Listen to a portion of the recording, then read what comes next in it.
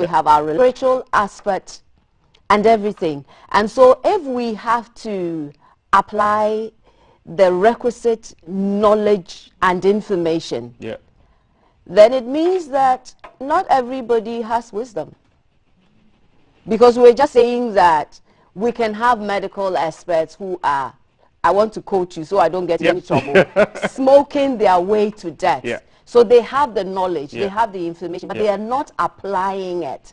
And so generally for 2022, I mean, it's a new year, we've just set off, but we have various facets of our life. Either it is a career, academic, all of that. What are some of the critical areas you would expect that we apply wisdom? Absolutely. You know, wisdom is a critical ingredient for building, all right? This year, I'm sure people have a lot of things to build. Build a house, build a family, build a business, build a career. Anything you want to build requires wisdom. Exactly. It takes a lot of wisdom to build a marriage. I mean, foolishness will make you destroy your marriage overnight. Example, it takes wisdom to know what to say to your spouse. Example, when you're very angry or upset, it takes wisdom to know at this material moment, I'm not going to talk. I'm just going to be silent. So it takes wisdom to build a marriage. Any married person will tell you that. A lot of wisdom. It takes wisdom to build a career. You know, the way you relate to people at work, what courses you're going to pick and choose this year. You know, as you're building a career, you need to identify certain courses that will help you, empower you along the path of your career. You know, things to volunteer about, how to network within your work. It's all wisdom. It takes wisdom to build anything. Without wisdom, you can't even build a house. It takes wisdom. You know, for most people, you're going to have to build bit by bit. And, you know, it takes incredible amount of wisdom. Some people just want to arrive, but it takes wisdom to build anything that you ever want to build this year. I think I want us to look at the aspects of career. You know, each time we enter into the new year, people are of the view that you must have new encounters. That for me is not so much wisdom, because however you look at it, there are some carryovers, and not all carryovers are negative, by the way. So for example, if you started a program, if you started a course, a steady course, maybe you already have a master's, you're doing a second master's, or you're doing a PhD or something of that sort. Once you have come into the new year, isn't it wisdom to have an evaluation of what you did the previous year, where you have come to in order to build on? But most people think that once it is a new year, you must have fresh ideas, fresh encounters.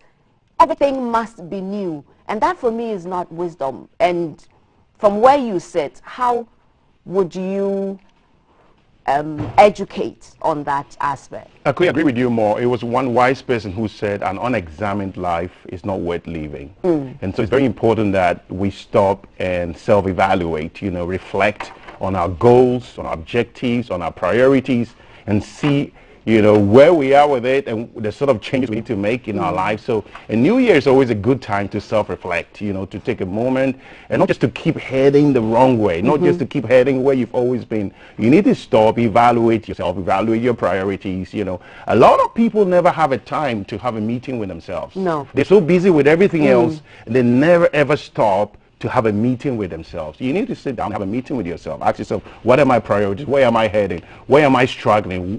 What are the things I need to improve? Who can I learn from? We need a lot of wisdom. I'm sure we're going to be talking about ways we can get wisdom, right? Yes. You get wisdom from your own experiences. That is why sometimes, generally, like older people tend to be a little more wiser than younger people, especially the older people have been learning from their experiences, all right? So you get wiser when you stop, look at your mistakes, and see how you can do better next time. So one way you get wisdom is by self-reflecting, learning from your mistakes. You can go very old and be foolish if you never learn from your own mistakes. I was just coming to that. You know, we've come to associate wisdom with old age. But in my short life, I think I have encountered quite some people who are old in age. But when it comes to application of knowledge, application of the requisite information on whatever they have to deal with, I found them wanting. But when you come from that tangent or that trajectory and you are encouraging young people. And by the way, I like young people because they are innovative. Yep. And being innovative gives you a certain leverage where older people do not have, because sometimes they are a bit hesitant in taking that risk. How do we decipher that one, well, there's a certain wisdom that comes with old age, but it is not old age. Old age is not synonymous with wisdom. Yeah. So how do we handle that? I don't want to say that it is controversial, but it's a fact. Yeah, it's an absolute fact. Absolutely, like you said, you know, age does not automatically give you wisdom.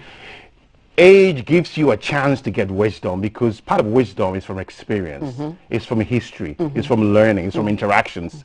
And if you've been here for a longer time, you've been through many things, you will only be wise if you have learned from it. And so an older person who is not learning, you know, from his or her experiences or the experiences around them will not be very wise. Now, a young person can be very wise, and you have a lot of young people who are smarter than older people. They have financial wisdom, they have relational wisdom, they have political wisdom, they have intellectual wisdom, you know, they have family wisdom, they have relationship wisdom. You know, you can have someone who's, please forgive me, you don't take it personal on me, but you can have someone who's gone through maybe 7, 8, 9 marriages and relationships, you know, and they're repeating the same mistakes. Never learning. Why? Because they're never learning. And you can have a younger person who has learned wisdom from other people, all right? So really taking time to reflect and taking time to you know, to if you like, mine wisdom from other people, from books, from the Bible, from God, from animals. We even get wisdom from animals. Yes, you know? we do. Some animals are super smart.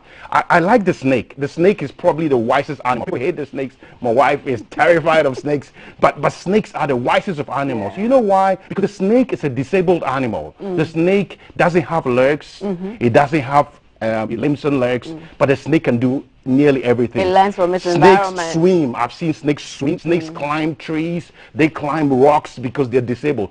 Why? Because the snake is wise, knowing that disability is not inability. That's right. And so it doesn't matter what you don't have. If you have the confidence and the courage, you can do anything. That is wisdom. So you can look at the snake and go like, if the snake can swim, and if the snake can, you know, can even fly in the air, and the snake can climb a rock, look, I can do whatever my disability tells me. And so there's a lot of wisdom we can get from snakes, from ants. I don't know if you've seen ants cross a stream. They just join their hands and keep crossing each other. Very so strategic. we learn from Very animals. strategic. Ants know how to save. That is wisdom. I tend to sometimes get sad when, and well, you would understand me because we've had a certain similar working environment. And you know that the kind of working environment, they have systems in place. Right. They insist that those systems function. EDRMS, nobody understands what it means, but it's a certain system in our workplace where everything you do has to be filed, and it has to be filed accordingly. And it is filed such that even if you are not available or you are not present, whoever comes after you can easily assess that. And so there's always continuity. And some of those experiences make me sad when I look at my own country, because then sometimes it's like one person hijacks something that has to be done. And so in the absence of that person, nothing works. And it is sad because then that is not wisdom. Because what it means is that we can go to a certain hall, but then we can also backtrack. Because if one person is not available, everything comes to a standstill. If you bring it into how our young people again are trying to make it, they are really, really working hard, trying to put things together, be innovative, be creative, but they get to a certain point and it looks like they are stuck because the systems and structures that should give them that leverage is not there. And other people who may not even have the skills that they have just sail through. So how do we, first of all, acquire those set skills to make our system very productive? Because we're talking about wisdom. If we have to make it in 2022, how do we get there? Yeah, I like what you're saying, and the need for us to, and especially young people, to explore different ways of getting wisdom. I don't know if this is connected to what you said, but one of the things we need to do is to listen. One of the key, if you like, characteristics of a wise person is wise people listen more than they speak. One of the challenges I find with a lot of young people is young people talk too much, you know, and I'm younger or somewhere in the middle, but I had to learn how to keep quiet. I had to learn how to shut up a lot more, because when you talk too much, you never become wise. That's why you see a lot of older people tend to speak, you know, fewer words. Well, young people talk a lot. Now, if you're going to be wise, you need to learn how to shut up and listen. Listening is a key doorway to getting wisdom. When you're speaking with someone, make sure that they speak a lot more than you. You know, you're attentive, you pick things from it, you pick things from the environment. Being observant is one of the key ingredients to wisdom. So we need wisdom in relationships, like you're saying, and how we deal with people. We need wisdom. Another one, let me just touch on another key ingredient of wisdom is humility. You know, you will never be wise if you think you know it all. You'll never be wise if, you know, you cannot get down to learn from everyone, because even children can teach us things. And so it takes a lot of humility this year. If you're going to be wise as a young person, it takes a lot of humility. I mean, look, you sit down with someone, excuse me to say, who has a fewer experience than you, and they talk more than you. When I sit down with someone who's matured, not just by age, but in a certain position, has achieved a certain amount of things in life, I want to shut up more and listen and learn. You know, someone has just, you know, gotten the first class and they think that's the end of life, or just finished a degree, or just had a new job, or just, you know, look, you don't know anything yet. Or returned from a trip. Or returned from a trip, and you think you know the whole world, you know. So we need a lot of humility. There's so much to realize that we don't know much. And when we are humble enough and observant and listen and read and, you know, and have, if you like, the right kind of mindset, I think we're going to accumulate a lot of wisdom for ourselves and be incredibly successful. So for me, it is one thing having wisdom and another thing applying it. No, wisdom includes application. It's one thing having knowledge. Knowledge. Yes. And being wise. So there are three things. Knowledge, understanding, and wisdom. They are like three layers. So first layer is knowledge. Second layer is understanding, and wisdom is much higher. All right. So knowledge is just knowing that this is water. All right. Understanding is being able to explain it. Understanding is where intelligence comes in. So when we say someone is very intelligent, it means the person has deep understanding. So an intelligent politician is a politician who understands the dynamics of politics. All right. An intelligent PRO or an intelligent journalist is a journalist who understands the dynamics of journalism. All right. So, and that is intelligence. But wisdom is higher. Wisdom includes the application. All right. So knowledge it's and the intelligence, because it's not enough to be intelligent. You can have a very intelligent person who is using the intelligence to destroy things, or the intelligence to self-destruct, or just talking the intelligence and never applying it. And so wisdom includes the application. So it's much higher than that. And it's a much broader perspective. And wisdom cuts across different fields. And so you can see the three layers. But a lot of the time, you need knowledge, understanding, and wisdom. But you can also be wise without a lot of knowledge, actually. That's the problem. So what are, I mean, obviously there are ramifications. There are consequences if we do not apply wisdom, whatever level, personal, corporate, national, in terms of security, everything. But briefly, from where you sit, what are some of the consequences, ramifications, if we do not apply this knowledge? Number one, lack of success. Whatever you do is going to fail without wisdom. I mean, how do you marry without wisdom? How do you raise children without wisdom? How do you build a career without wisdom? If you don't make wisdom a priority, okay, and you don't, you know, there are a lot of people, when you ask them what they want, wisdom is never even, it never even comes up. In this new year, a lot of people just came out from a watch night service, and all they were praying to God was, give me a car, give me a marriage, give me this. Now the first thing they should be asking for is wisdom, because when you have the wisdom, you're going to be able to translate it into every single area. And those things you are asking all those other things are going to come, because wisdom is like the mother, and it produces the children of success, of money, of honor, of respect. Because when you're a wise person, people are going to respect you. When you're wise in the job, you're going to promote you, you know. So it takes wisdom to birth all the amazing things. And at the national level, it takes wisdom to lead. Without wisdom, you can never be a successful leader. Okay, so we will now want to find out from Thelma if there are any comments. Thelma, what are people saying? First off, I think Messi is seriously gunning for my job. So over to you. I've just, you know, handed over to you now. This is from Trisha. Trisha is a regular on our platform. Happy New Year. I do agree with KKD to a point, but times have changed. The breakfast show has to win all generations and go with the flow. So this is about the earlier chit chat we were having about the beef between the two artists. So let's see what this one says. Good morning, you're doing a great job. God bless you. Please deal with this issue. Till date, we have not been paid, and that's a teacher speaking. The kind of messages we get from people on the platform. So I don't want to go into these details. Look how pretty you look on that flyer, Mercy. So we are sharing the links for all the conversations we'll be having on the platform, on the program today, to all the people who are in our mail list. So someone is making a joke out of Umofia. Good morning. Bonjour, honorables of the nation Umofia. In fact, you guys have been consistently unpredictable in program lineups. Great show, honestly, especially with Honorable KK, the Honorable Mercy, and Honorable Nilante. Please don't TFM these guests, okay? From New Edibiate. GTV Breakfast, the need for wisdom. Talk less, listen more, be humble, apply knowledge, understanding, and wisdom. Wow, today's show is incredible. And I think that, as Doc was saying, a lot of people put premium on getting knowledge. So getting an education, thinking that perhaps if I have a master's degree, if I have a doctorate, if I have a PhD, if I become a professor, then I'm wiser. But you're telling us that knowledge is not wisdom. No.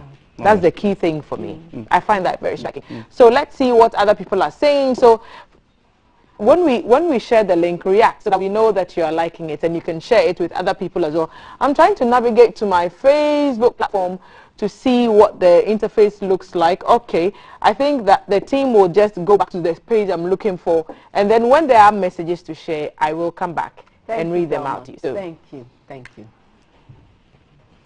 So Doc, back to you. And someone just mentioned that sometimes we think that acquiring some string of degrees will give us that knowledge. Isn't it also because our system is focusing so much on these degrees? We tend to be placing premium on that rather than the practicality of the knowledge. And so people will definitely want to acquire those strings of degrees. But then exactly. And I'm sure you would agree with me, you don't really need to go to school, you know, to go through formal education to get wisdom. We need to make that point very clear. You don't need to have a master's degree, a doctorate, a first degree to be wise. And a lot of people on the street who have a lot of street sense, some of the best entrepreneurs, some of the smartest business people, the wisest business people, wisest chiefs, may never have ever stepped in the classroom, because you can get education not necessarily within the classroom, but you can accumulate a lot of wisdom from the people around you. Especially in our traditional sector, there's a lot of wisdom there. And one of the ways to get wisdom is by learning and reading proverbs, like, you know, local proverbs. You know, like example, and permit me, I speak many other languages, but not in the morning like this, right? So let me just speak the tree. So example in tree, we will say, itikro enkoejina. In other words, one head does not form a committee. When you need to make important decisions and need a committee, you don't make it alone, you need, you know, you need to form a committee. Let me add another one. You see, there's another one that says, Yesoma obanyansa for Yensoma 19. In other words, we send, you know, a wise person. We're not going to send just because you have long legs or because you're fast. But when you accumulate wisdom, you're going to get positions. When you accumulate wisdom, you can get a lot more opportunities, not just because of your looks. People spend so much time on makeups instead of investing in wisdom. It's not about the kind of makeup you have on your face, kind of hairstyle, and they invest so much in, you know, the outward beauty without investing in the inner beauty, which is a product of wisdom. The things you learn, the things you know, and how you're able to apply, you know, all of this. I mean, I'm excited about the informal sector that you have raised. Because if you go to our local people, and I'm fascinated about the fisher folks. You see, because they are not able to translate whatever experiences they have into English, sometimes we think that they don't have any knowledge. But if you sit with them, if you have any interaction with them, whatever they tell you about the fishing time, what they observe, what they do, a marina will just tell you the same thing, except that what the marina will tell you will be in English, and what they are telling you is in the local dialect. And so it's important that as we go forward, personal life, corporate, but nationally, well, we do that, but I think we should do more, tapping their wisdom or their knowledge. Not just, you see, there's also some aspect of tokenism. That's not what I'm talking about, where we have just a few representatives of either the traditional or the local, and we just tick the box. No, I'm talking about engaging them, taking their views in whatever we want to do in our national discourse. Sometimes I think that we don't do that a lot. I think you do all. You know, like the youth would say, you do all. You've said it all. Absolutely. There is.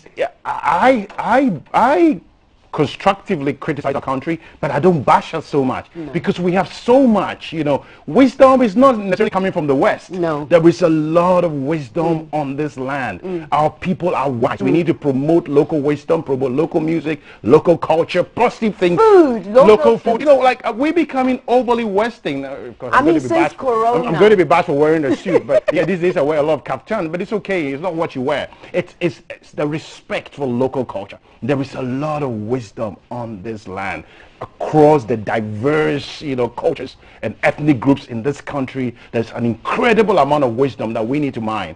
I lead a leadership institute, and we have made it a requirement that we inculcate African wisdom within the leadership that we teach our people, because sometimes, and that's the truth of the matter, sometimes our local wisdom gets stolen into the West, get repackaged, and it comes back to us with somebody's name on it. It's just like our chocolate, you know, our cocoa. And I mean, it gets taken away. Because of our general platform, we can conveniently and safely talk about NAIDOC. I mean, NAIDOC is the National Week in Australia, where traditional music, traditional culture and everything is really hyped. And the value of money that ecotourism brings Australia alone is something that I think Ghana can do and do more. We don't have enough confidence in ourselves, and we don't believe what we have. But look, we have so much. We have so much in Ghana, so much wisdom, so much, you know, local knowledge. And we need to, you know, go down to communities and you know, some of the things we are struggling, and the West is struggling. They are overly individualistic, but African wisdom is collective. We are community. Look, if you lose a loved one in America or in UK, you're probably going to be alone. You cry alone. There is a high level of insanity in some of those countries. I mean, I was forgiving, you know, if you're, you know, forgive me, but you know, I was in a state in the US, one of the key states in the US. I was blown away to see how many people were walking up and down the streets with issues in their head, mental issues, you know, but it's here individualistic. It's very individual. You're just alone. You die in your house for 1 week, no one knows. But in this place, you know, your uncle, your auntie, your cousins, they're always there with you. It is wisdom. It is wisdom to have a collective, a unit, a collective society. It takes a whole village to raise a child. That is African wisdom. Ubuntu. I am because we are. It's African wisdom. We have a lot of wisdom. We need to begin to tap into it. We need to teach our wisdom in our schools and not just overly Western stuff. There is a lot of wisdom within our system, and I think that we need to apply it. We don't have to go the way of the West. We don't. You look at the Chinese. They apply Chinese wisdom in the way they do their things. They have challenges, but to some extent, look, they're almost superpower. They came from somewhere. And if we're going to be true Africa, if we're going to be, you know, the leaders of the world, then I think it's Africa's time. We need to use African wisdom. We're talking about Africa rising now. I just hope that, and now sometimes it's refreshing to see some of the innovations that are coming up, and people coming back to either coming back home or, you know, the Africanness is being high. But we still need to really, as it were, be strategic about it. That's my concern. It's not just being all over the place, but we need to be strategic about it. And you have that wealth of experience, both outside and inside, and you're trying to do something within. How do you encourage us all to, you know, chat that?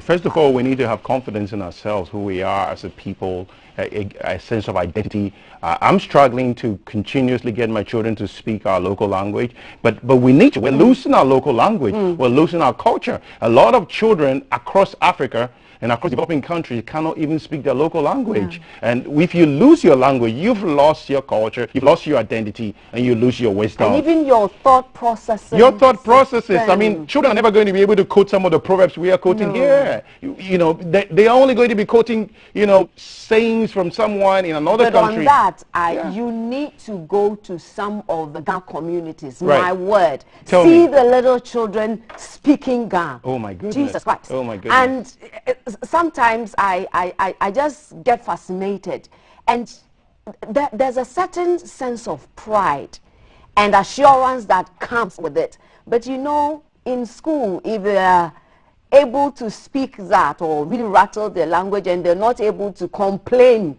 in English, they make them feel inferior. And so that point of having confidence in who we are, what we can do, and what we can advance to is very important. I need you to please. Absolutely. We need to be confident of who we are. You know, unfortunately, I think a lot of the TV programs are very Western. That is why I believe in the movie industry, in the TV industry, in media. Media is the voice and the window. And so we must encourage, you know, the media platform to propagate a lot more African wisdom, positive culture, and the good things that Africans are doing, because it helps to build confidence. Hollywood is not our model for Ghana. With all respect to Hollywood, the more our children are watching Hollywood, the more they're all, like, you know, all the children, they can tell you so much about America. They can't even tell anything about Kumasi or Ho or Tamale. They don't know nowhere Ghana, but they can tell you about Los Angeles. Everything. I mean, even the stars. And so they grow up and they want to go somewhere else. Rather than help us build a country. And there is no place like home, and there's no place like Africa. So on talking about the media being a channel, let's go back to Thelma and find out what we are.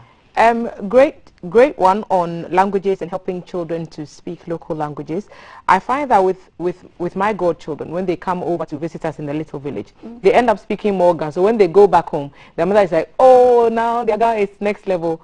But she loves it because they speak the local language. Everybody in the community speaks Ga. So then they have no choice but to get on board. So I quite like that one. Paulus is enjoying the show from Kaswa. We are glad that someone is asking. Now I'm hesitating to even click on it because you never know where our viewers will go.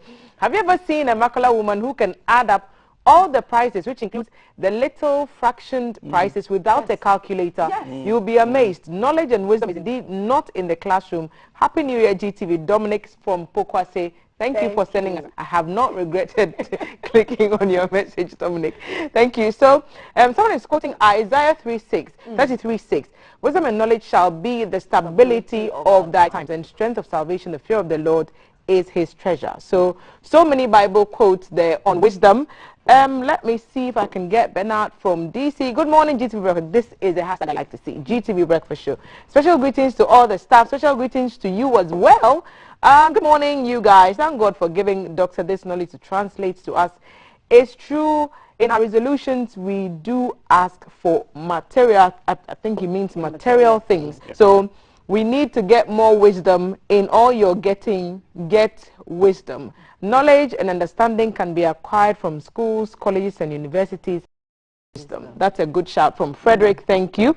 Thank you also for sharing a part. Let me just say that DJ Tisco is in the house. He'll be giving us some brainstorming, active, lovely music in studio. Okay, so we have an in-studio DJ. So that's a surprise that we have coming up for you. during the course of the show. Let me see if there are more messages here for you, Mercy, and then perhaps we can get on with other. I'm very serious looking for work, so this is a driver looking for work. We'll try and share your number, okay, because on the breakfast show we are cool like that. Good morning, Happy New Year to all. Great discussion this morning from Rhoda Kennedy. Thank you, Rhoda. Happy New Year to you and to all of you who regularly, religiously watch us and send messages to us. Can we have the book of Proverbs? But the ga has been too much. Ships don't sink because of the water around them. Ships sink because of the water that gets into them. Don't let what's happening around you get inside you and weigh you down. That's a good one. The guy is too much. I'm not sure. I'm a guy, so I don't know what language you expect me to be speaking. Hi, I'm Anderson. Good morning. As for me, age is just a number. It's not very advanced from elder. Sometimes I'm confused. Wisdom first in everything. Wisdom accumulate knowledge. Okay, thank you for sending us. Abdallah, good morning. I suggest if you could specify the time schedule to each of the guests on your flyers for us. Well, we can't specify a time schedule because the program is from 6 a.m. until half 9. Sometimes you extend it until 10. We want you to stay with us throughout the show.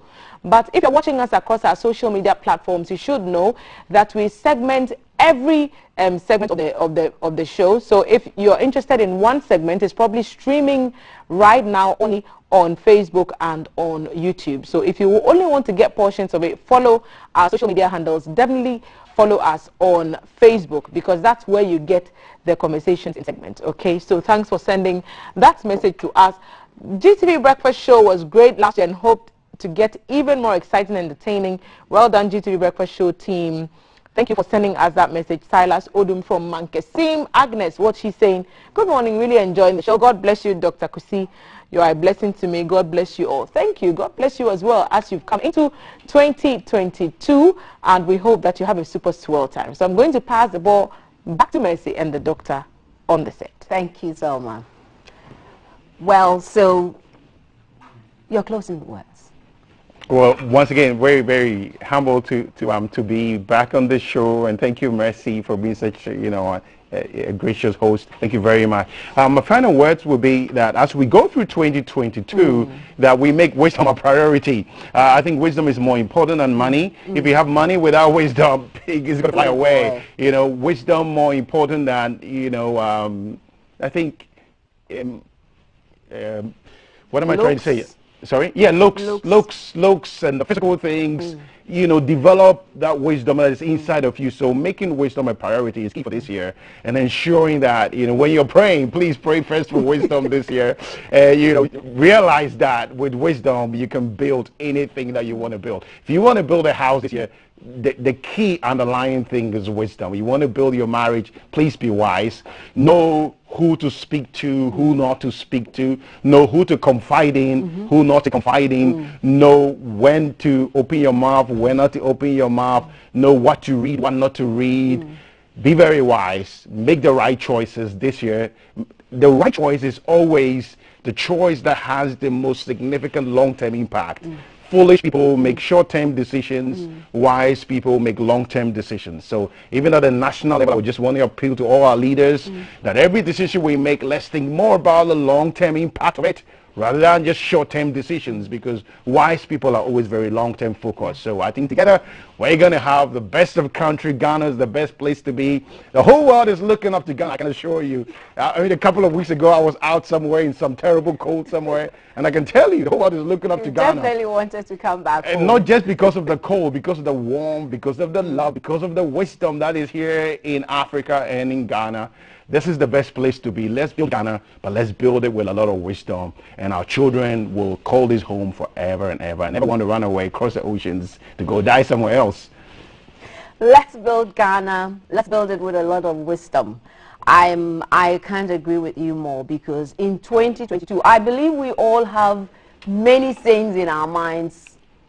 Our year to rise and shine, our year of increase, our year of everything. But we can only attain and achieve those things if we really apply wisdom. And we have learned that wisdom is not just accumulating knowledge, but the requisite application of that knowledge we get. And so just like he said, if I know that I can use a pen to write, but I use it for something else, or if I know that this is not healthy, but I still do that, that is not wisdom. And so in our relationship, in our careers, in everything that we do, and don't make that mistake of thinking that wisdom is only what is in books. We can learn, we can have wisdom as we pay attention, as we listen, and as we interact with people who have had experiences. The people who have a wealth of experience. Don't say that he or she is not educated. Whatever experience that person has encountered is a wealth of wisdom that we must tap into. And so I leave you with that. I have enjoyed this session. And Thelma, I think I want to sign up. No, I can't take your job. I can't take your job. I will be your intern. You do it so beautifully. I'll be your intern. You do it so beautifully. Anytime you want so to travel, just let me know. Direct. But the wisdom is that it doesn't have to be for free. No, it has to come with some accreditation. Now you are messing up the offer. It's like take it with one hand, offer with one and take it back with the other. Don't do that. Thank you. So yes, let's move into 2022 with wisdom. Wisdom is a principal thing. Let's get it. It will be the stability of our times. And with wisdom, we can acquire all those things we are chasing because it will come to us. Thank you.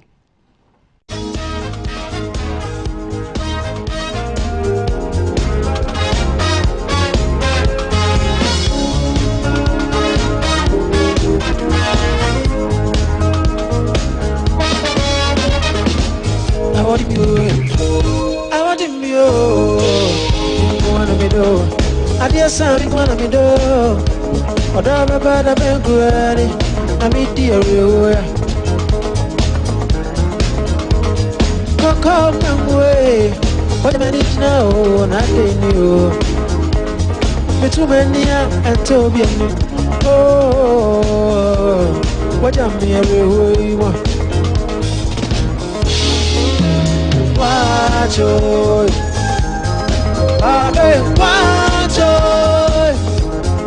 I want to know.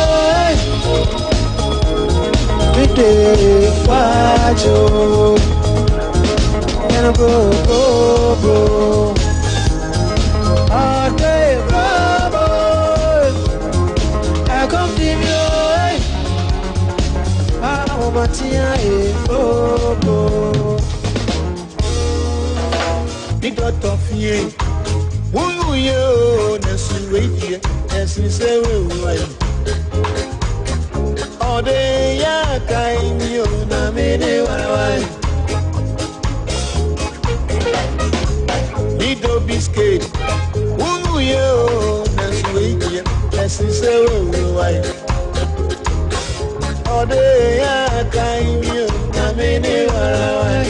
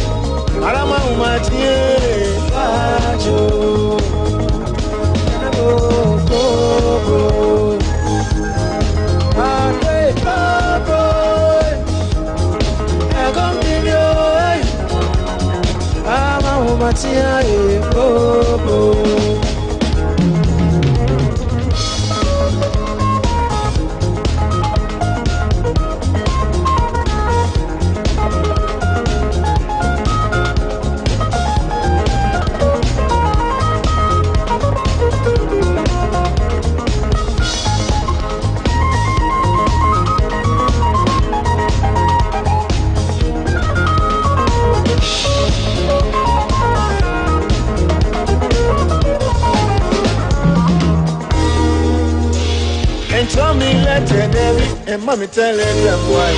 And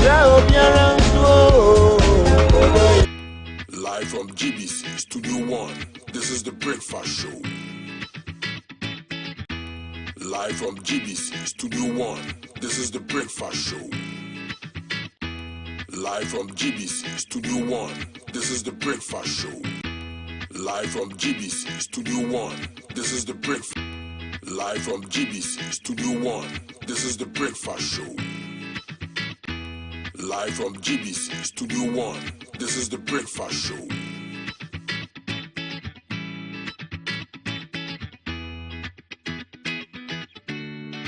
Good morning, my neighbors. Good morning. Good morning, everyone. Good morning. It's a good morning, and we serve you breakfast. Not just any breakfast. Sizzling helping. Yeah, all the time. Okay, let's take Live from GBC. Live from GBC Studio 1, this is The Breakfast Show. Live from GBC Studio 1. Live from GBC Studio 1. Live from GBC Studio 1, this is The Breakfast Show. Live from GBC Studio 1, this is The Breakfast Show. Live from GBC Studio 1, this is The Breakfast Show.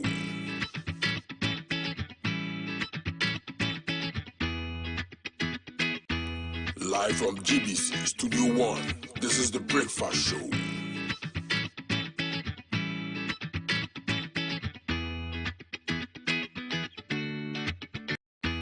Live from GBC Studio 1, this is The Breakfast Show.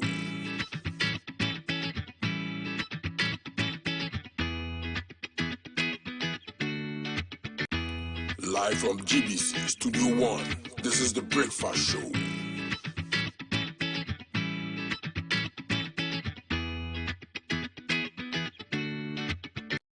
Live from GBC Studio 1, this is The Breakfast Show.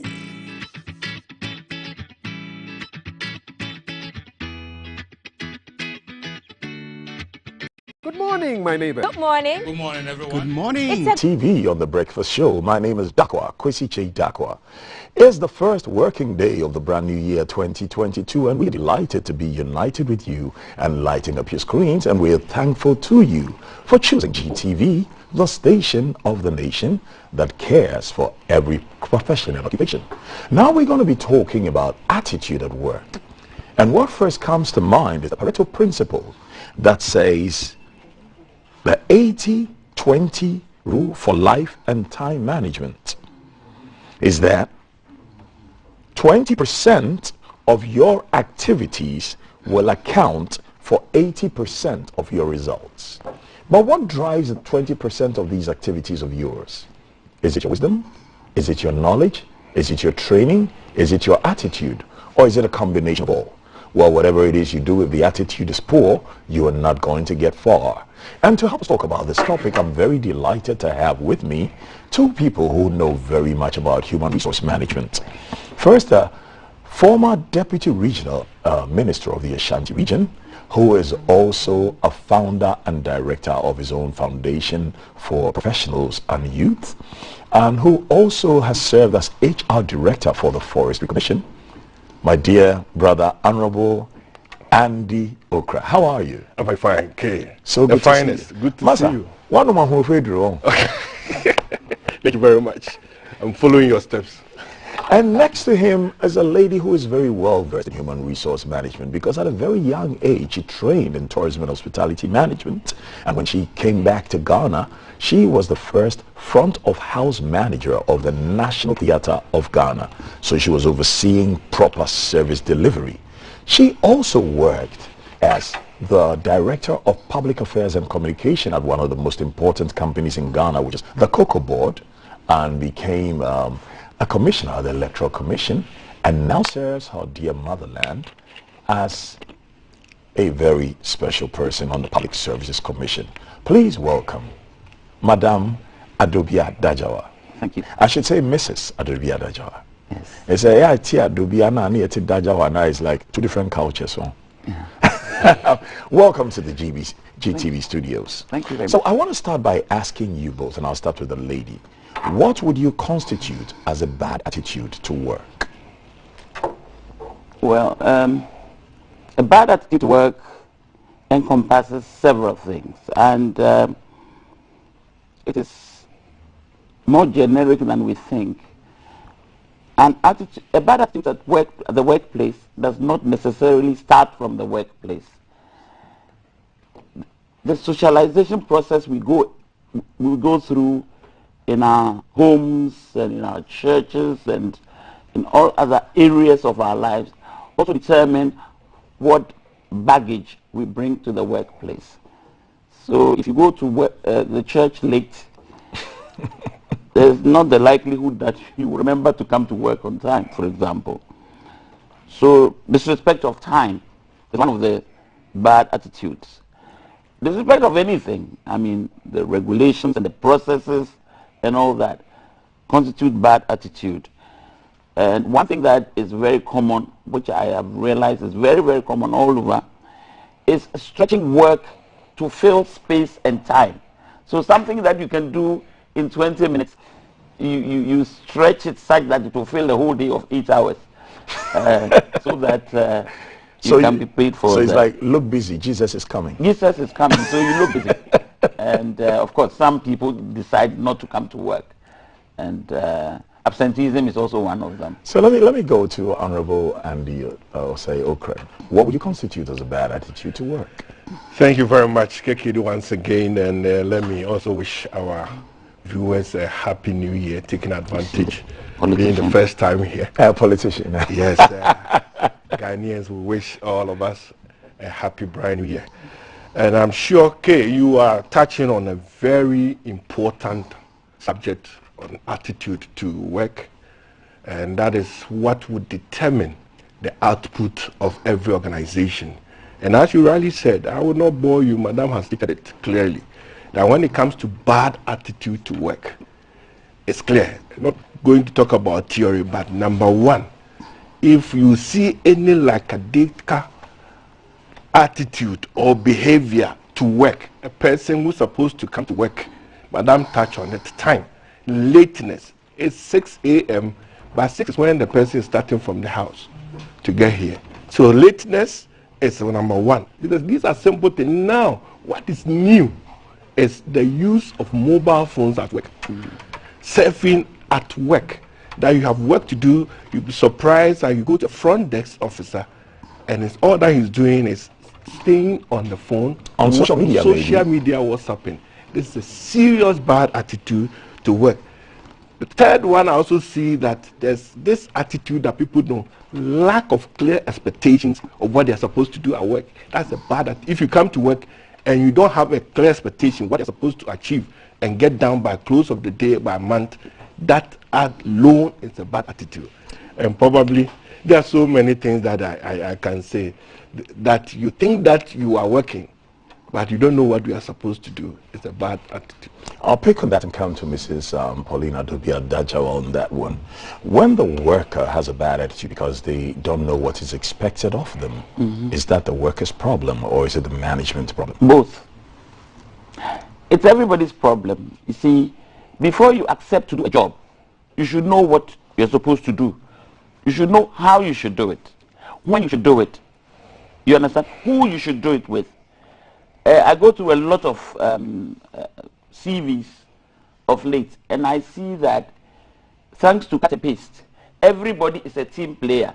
Everybody has perfect customer service. Everybody, is cultural sensitive. This is because you sit on panels to interview for higher senior managers. And so I get to know that all CVs look alike these days, thanks to the computer. Now, when you accept to do a job, the employer must make sure that you have good orientation, you are inducted properly, so that you know what is expected of you.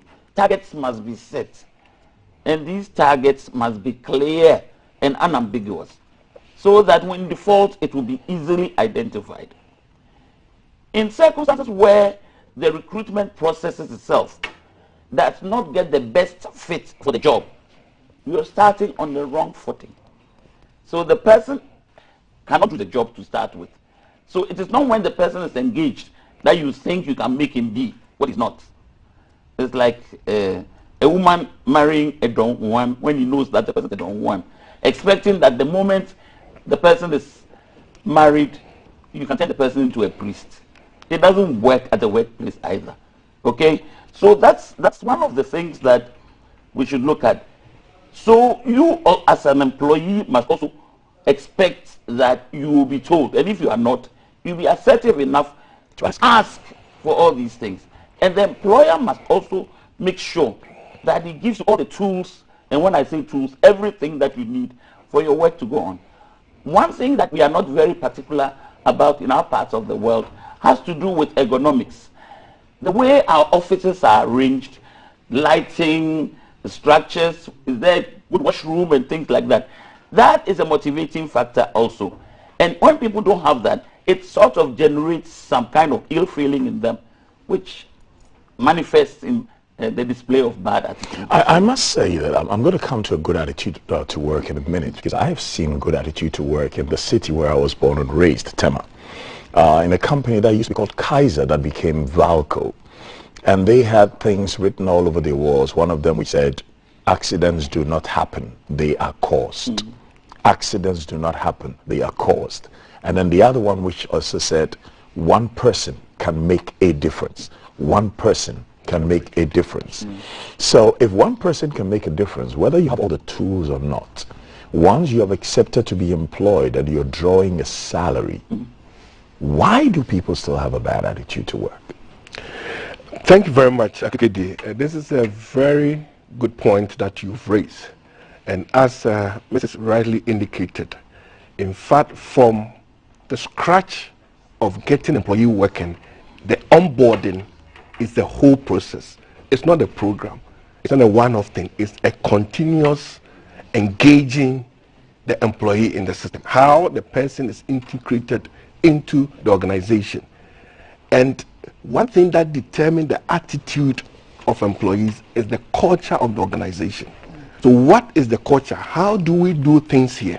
And so if you want to get the right things done in the employee, right from the orientation he's talking about, that is where you integrate it.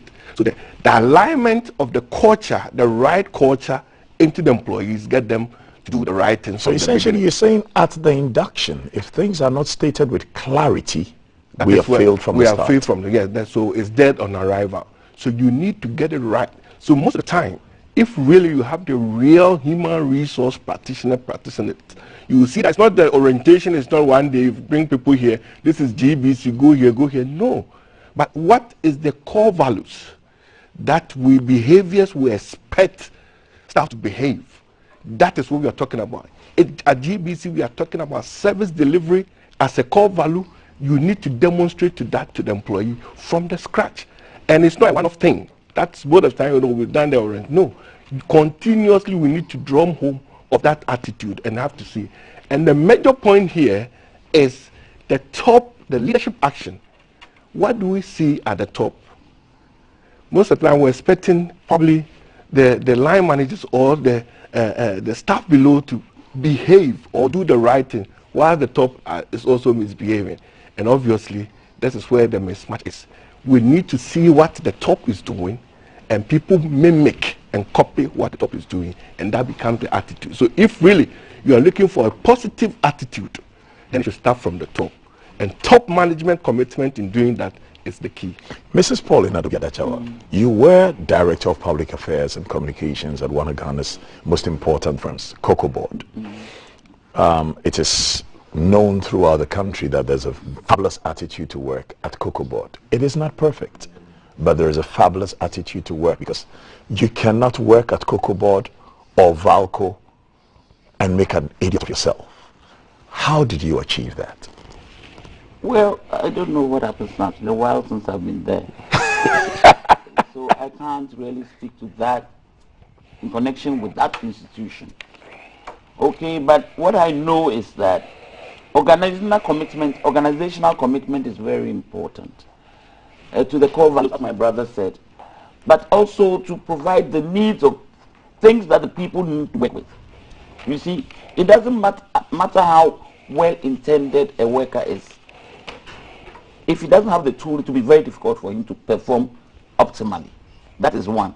And then secondly, fair treatment is one of the things that... Fair treatment. Fair treatment. You know, culturally we are very nepotistic. We are cliquish in our ways, you know, old boyism and those things, you know. So sometimes we gravitate towards people, the scientists say, unlike poles attract. But culturally, like poles attract.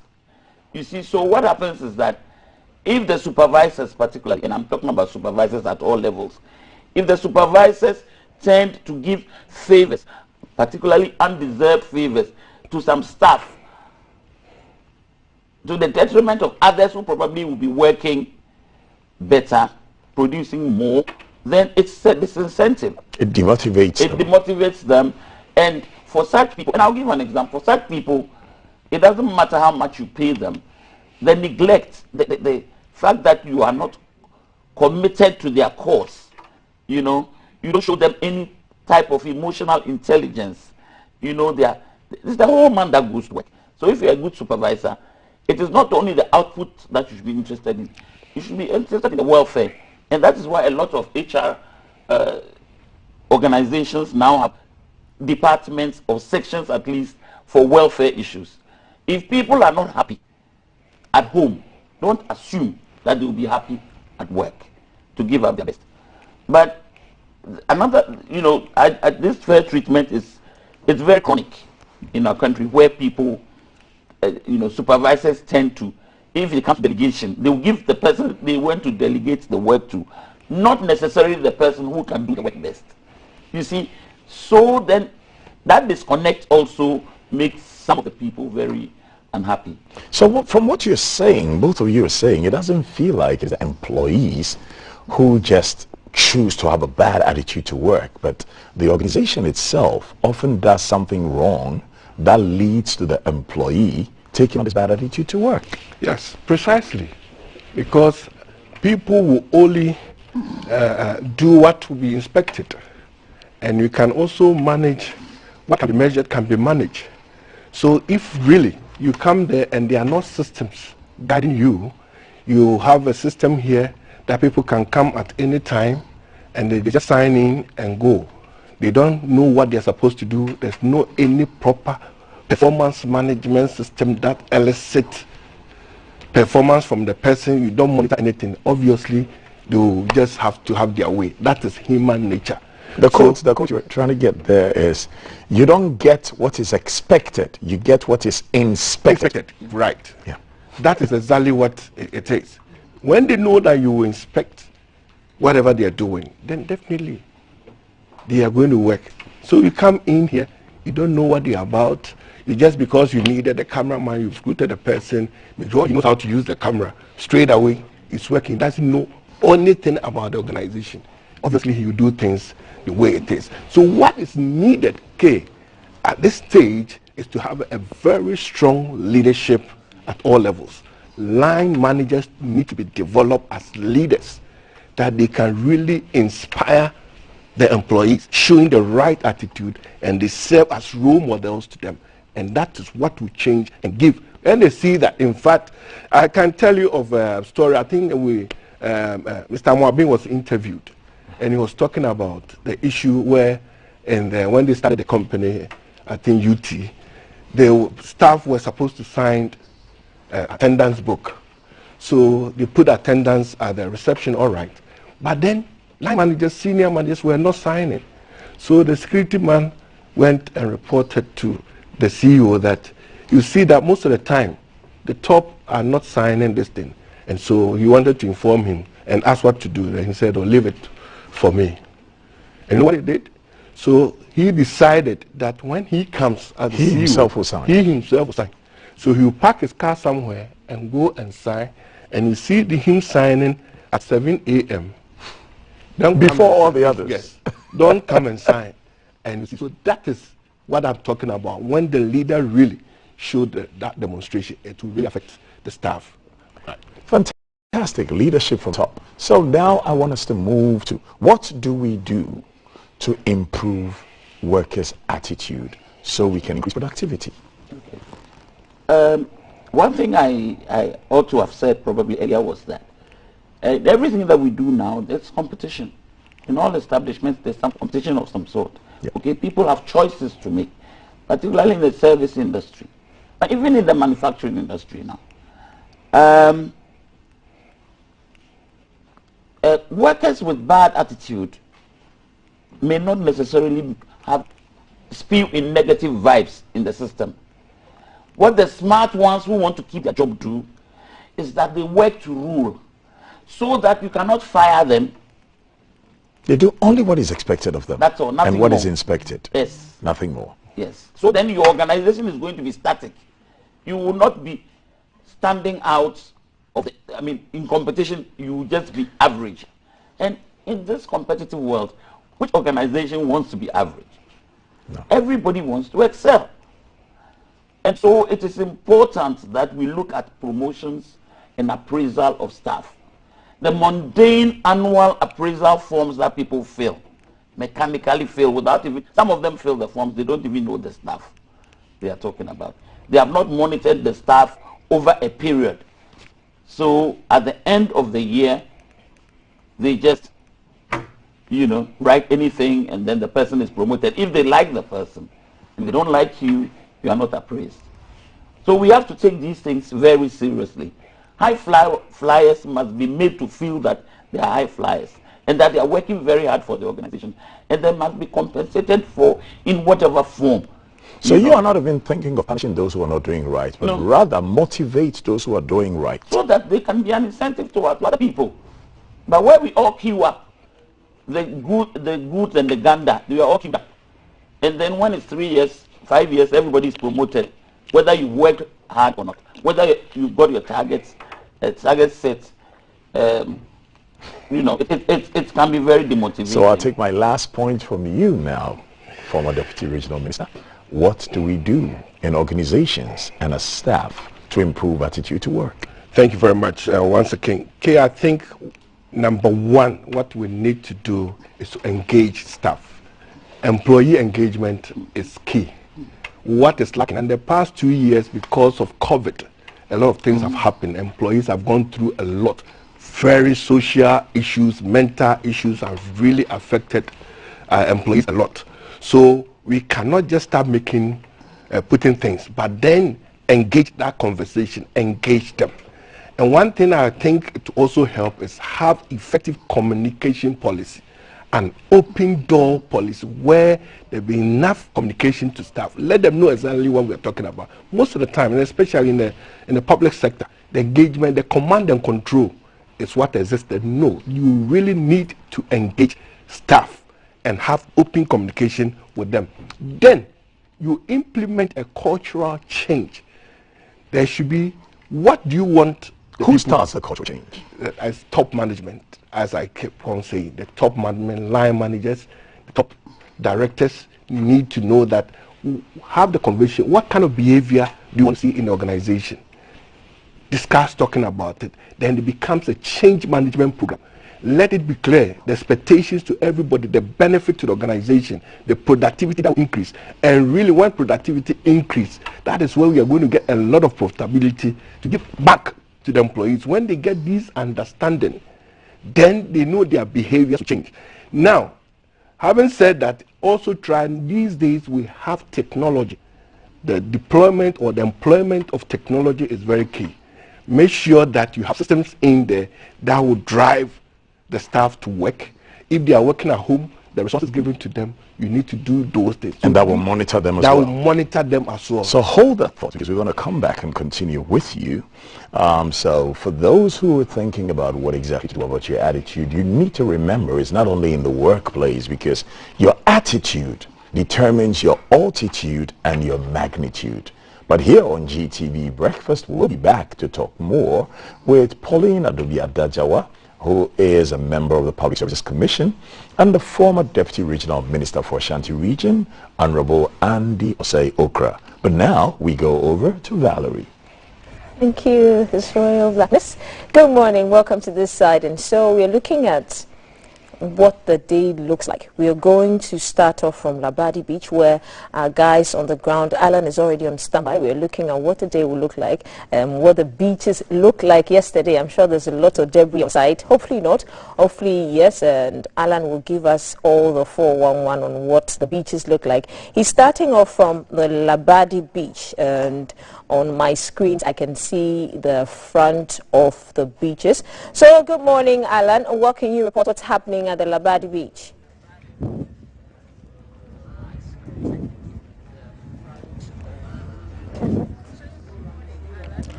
Okay, so we can see Alan doing some exercises there, but yes, he's on our screen now. Good morning, Valerie, and welcome to the La Beach.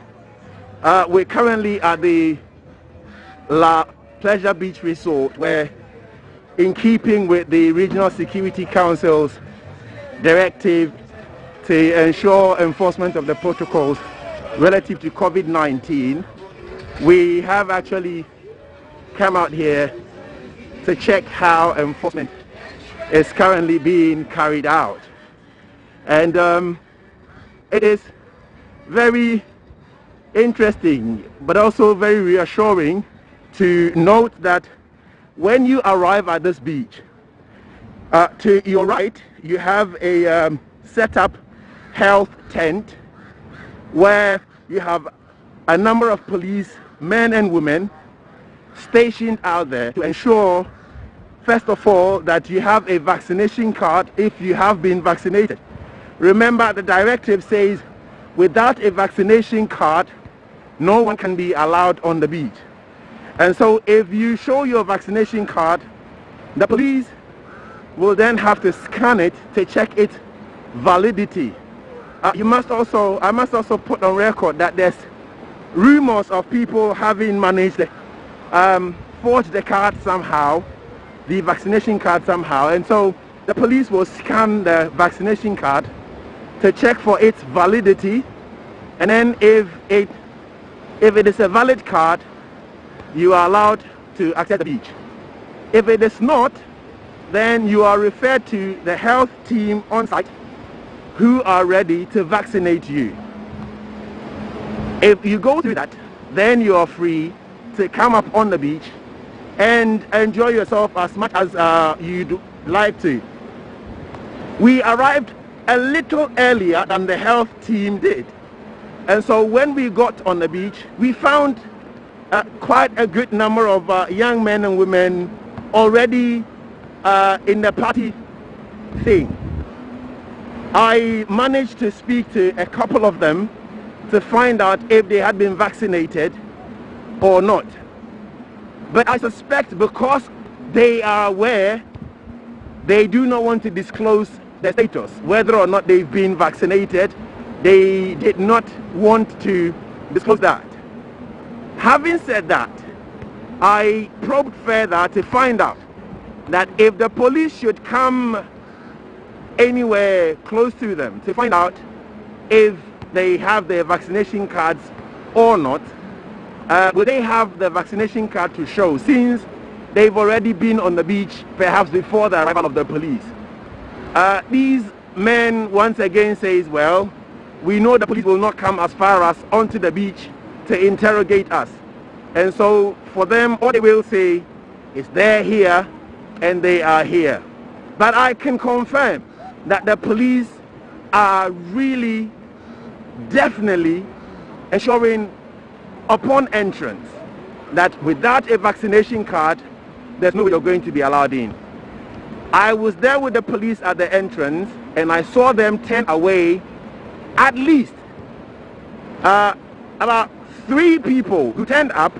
2 have not been vaccinated, 1 has been vaccinated, but then didn't have her vaccination card on her, and so the police advised her to go home and bring the vaccination card if she really do want to come on the beach. Anything apart from that, the police told her there's no way they're going to allow her. She had no choice but to leave.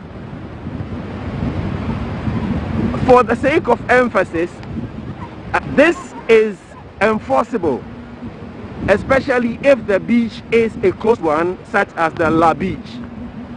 But you'll also agree with me that Ghana has quite a huge, especially Accra has a number of beaches that are open, and with such beaches, enforcing the protocols can be somehow a bit of a huge task, if not Herculean. These 2 ladies you see taking pictures, I saw earlier at the entrance, and I can confirm that I saw their interrogation I saw the interaction with the police, and the one in red had her vaccination card, and so the police had to allow her in. These have their vaccination cards, and so they are free to enjoy themselves here at the beach. You can see them in the background, and they're quite into the photography as much as they can. If you want to access the beach, then you must by all means carry your vaccination card, and if you have that on you, you're welcome to party as much as you can. Our worry once again is to do with our open beaches, where policing, and for that matter setting up a health desk where people may be referred to if they are not vaccinated, is where I think the police will have a huge job on their hand if they have to be there to enforce. Indeed, this is all in keeping with curbing the spread of the COVID-19 virus. Remember, we've gone through different variants. We're currently having to battle with Omicron, which we're told is really very fast spreading and very easily transmittable. A carrier may not even show signs of the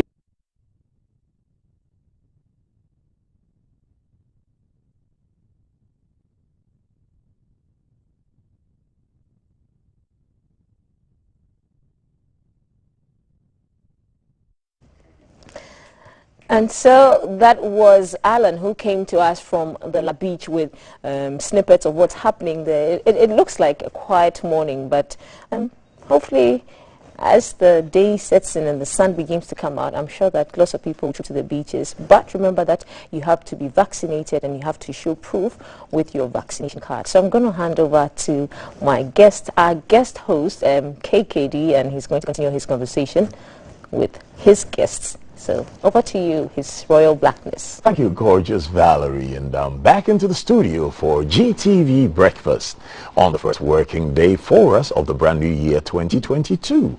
Now, what are we going to do about our attitude? We've got the upbringing, we've got the education, and then we've got the occupation. But our attitude is making it impossible for us to get where we want to go. So in 2022, we're trying to fix our attitudes. And every one of us has something we can do to improve. And to speak with me on attitudes this morning are our dear former Regional Minister for the Ashanti region, Honorable Andy Osei Okran, and our dear Commissioner for Public Services Commission in Ghana, Mrs. Pauline Adubia Dajawa. So just before we went, we were talking about those things that lead or can lead to a bad attitude in the staff. And now we want to start looking at specific cases and then what we can do to remedy them. Can I start with you, Pauline? Sure. So the way forward is to communicate between departments, between units and sections. Every employee must know what other departments do and the contribution towards the work generally. Okay? So if you have a domestic issue, you come to work, you feel that you cannot think right, talk to your HR manager if you so wish. So if you're having a fight with the wife at home that is making you not go to work, what do? Do you go and talk to your HR manager about it? If you trust him or her so much, and if you think that it can be of help, before you do that, you should have created that kind of relationship that will make you trust the person, okay? Because if you are mistrustful of that person, you wouldn't go. But the least you can do is request for some days off. If it's allowed, then fine, you go and chill off a bit and come back later. It is better than pining on the job and sending negative vibes to everybody, okay? Because if you are a member of a team that is having that problem, it will eventually affect the others. And then by all means, it's good to have your certificates and all that. But you also need to understand, as an employer particularly, that everybody needs to feel valued. and I can't stress this enough, if an employee does not feel valued in an organization, they will just be in the periphery, just walk around for the month to end. And I know of many people like that. In private and public service? Yes. Well, you can't do that in private service, can you? It depends on what the structure that's in the private sector and the type of private service you're talking about, sector you're talking about. Okay? But like I'm saying, you will not put up your best. And every employer wants optimal performance. So as long as you don't give that, it means there's something in you are hiding, you are keeping from the employer. So the employer is losing something. Okay? He may not fire you because you are doing your work, but you are not doing more than you can. Okay? You are not doing enough, you know, according to what you can do. So it's important to communicate. If you have financial issues and it's allowed to talk to the finance department, whoever is responsible, talk to the person. You see, the more problem-free you have, the better the chances that you can work better. Okay? So some of these things we so this is why certain companies establish staff loans and all that? Yes. Because they expect these things to happen. So you have your staff loans, and then credibility is very important. Integrity is very important. Personal integrity. That's why somebody will go for a loan, they will tell you, we can't give you. You've been taking too often. And another person will go the following day and you'll be given. So you also have to work on yourself as a person to warrant that trust and confidence that management will have in you. Okay? So that in time of need you can get the support. You can get it. Okay. So attitude, all these things, they actually tie in. If you don't make yourself trustworthy, the organization itself will not trust you. Okay? If you're a driver, for example, and each time they fill your tank, you go 2 days, you come back, empty tank. Maybe the tank is leaking? Yes, but you didn't tell us it was leaking. You didn't tell the employer it was leaking. Or there's a hose for sucking. And then there's somebody who keeps the same mileage, but no similar vehicle with all the other conditions. And then the person is always, breaking down fewer times, and the fuel is always, the vehicle is always clean. Such person will be given more responsibility when it should be given more responsibility. Yeah. All things being equal. So as we work, as we have expectations towards our employer and employee, whatever the case might, whoever is, we are talking about, we also must make sure that we work on ourselves so that we can be trusted with the benefits that work. I will come back to you, but I now want to listen to Honorable former Deputy Minister for the Ashanti region, Andy. She's talked from the organizational perspective. I would also like us to look, in addition to that, at workers' attitude to the customer. Because at the end of the day, we're not working for ourselves. We're working for the customer. A lot of people think they're working for their employer, but the employee and the employer are all working for the customer. I mean, when I was studying hotel management as a very young man, one of the things we were taught is the waiter is king, and that is how the course began. But at the end of the course, they told us, the waiter is king, but the customer is the emperor. So I'd also like us to look at the perspective of the attitude of the workforce to the customer, in addition to the organization, to its own staff. Thank you. Okay, that is a very good point. And that, again, comes back to the understanding of the employee of his or her work. Why do I wake up every morning and come here? I need to understand that. Do I understand the strategic goals? I might be a cleaner, but do I still understand why am I here cleaning? Do you know that cleaning, you're just cleaning here, helps us as we came here to sit here? So first of all, employees need to understand the strategic goals of the organization, its department, what they stand for. When you understand that I'm here because of the customer, because of the clients, because of the services we give, then you condition your mind that if anything that you do should be something that just was benefiting the customer or the client who has come to the office. So that is the work of the organization, making sure that the employee understands that. And then when the employee is known and understand that, then it becomes the behavior then they start living that you know that you exist because of the customer. Then you come to work, nobody tells you anything, but you know that I'm here to serve a customer. But most of the time, we are not able to do that. That's what we are talking about. You see companies still put their core values, their missions and stuff. Do they really understand? Do they communicate it to people? Is that what they are behaving? We need to. So I would say in this case, training and retraining of our staff is key. Training and retraining, and that in that orientation that he was talking about, we need to reorientate our staff members every time. So you start with an induction before they start work. Yes. But you have to have an annual reorientation. Reorientation of it as part of the training programs that HR puts together. The department line managers need to do that. HR is the huge work. So that's what I was going to really say, that when you really have an HR department with qualified people with the right expertise and competences, these things need to be done easily, because they need to link that strategically to the organizational goals, and that becomes the behavior you expect from the employees. And obviously, we also say the customer, as you're also going to somewhere, we show respect. That is the respect as an attitude. If they really show you, the employee, showing respect, obviously it reciprocates from the customer as you are seeing. So I think that then one thing that management can also do to help this thing is to put a reward system in place. Most of the time we think that you are doing your work, so nothing much. But reward system recognition really change and form behaviors of employees. So we need to have a reward management system that recognizes positive behavior. That reminds me of something very beautiful. When I used to be Director of Public Affairs and Communications at the GIPC, I just moved back home from London. I instituted a reward system in my office. And all the staff in Public Affairs and Communications would have to vote for somebody at the end of each month. And the only thing you couldn't do was to vote for yourself. And I gave them the value of $100, and whoever was I call them the MVP, the most valuable performer of the month, and I give them that $100 out of my salary.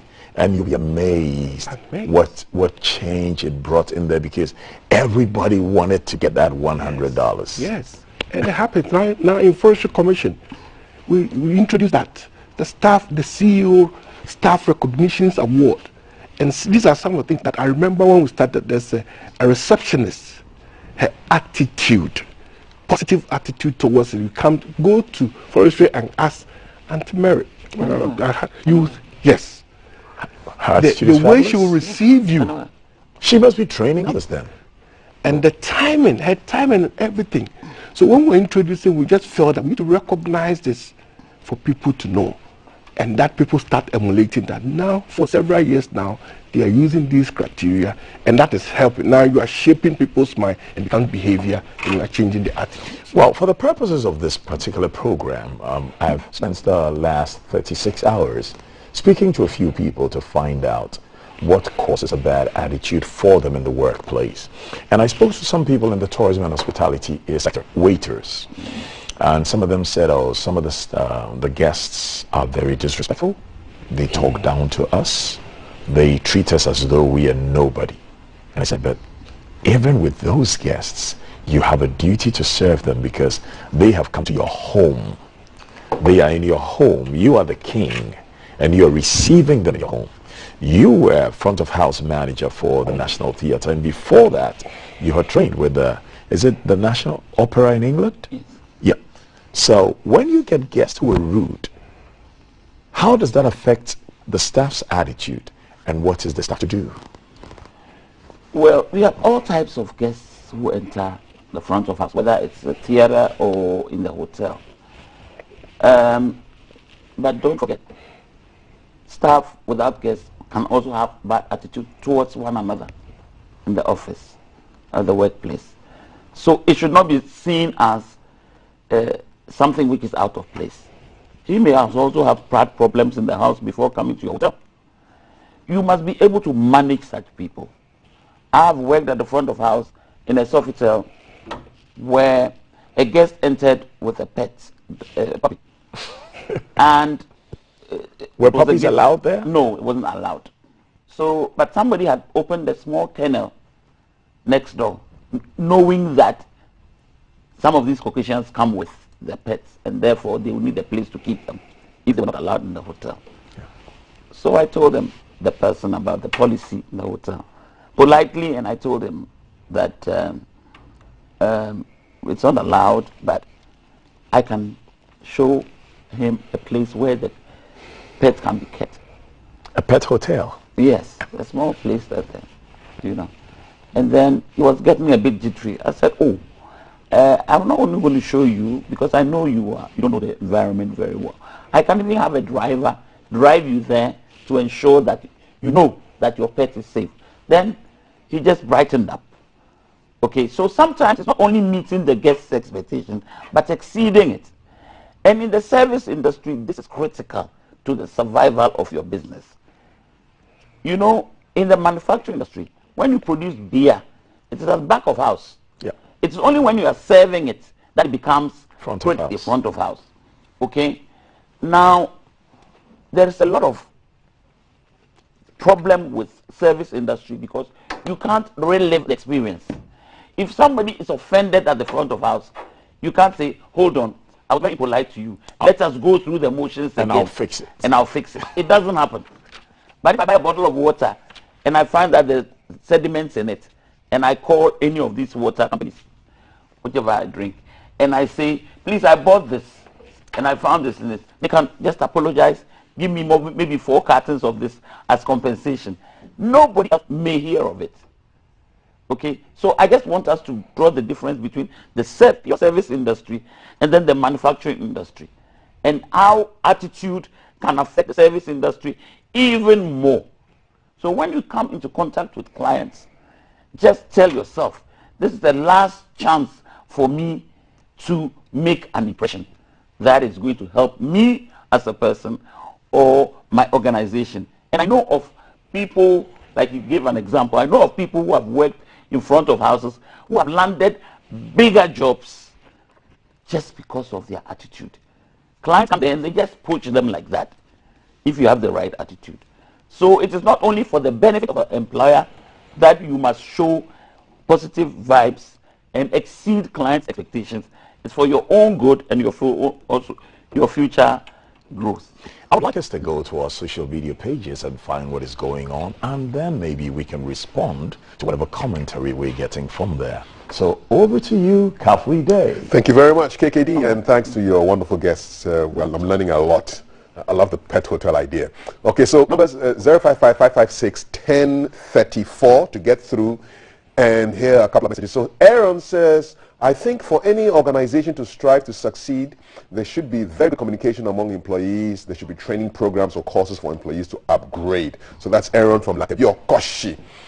Now, at my workplace, even when you're not emotionally stable and it affects your output, my boss will tell you that this is your personal problem. That should not affect your work. And trust me, this even breaks me down the more.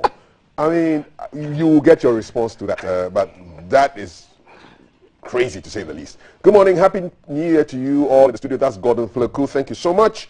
Olusheshan Williams says, when employees are happy and engaged, attitudes and productivity are more likely to be positive. You just need the tools to deal with negative attitudes and foster good ones. Thank you very much, Olusheshan. Okay, Richard Miles says he's watching us live. Emmanuel Nate says, hey, KKD's voice is still the same. Reminds you of his time at Sunshine Radio in the late 90s. After almost 20 years, the voice is still the same. Yes, the man is still the same, so the voice must be the same. And he's working on it too, so it's not just a given, all right? Menahunter says, serious awareness and fabulous education here.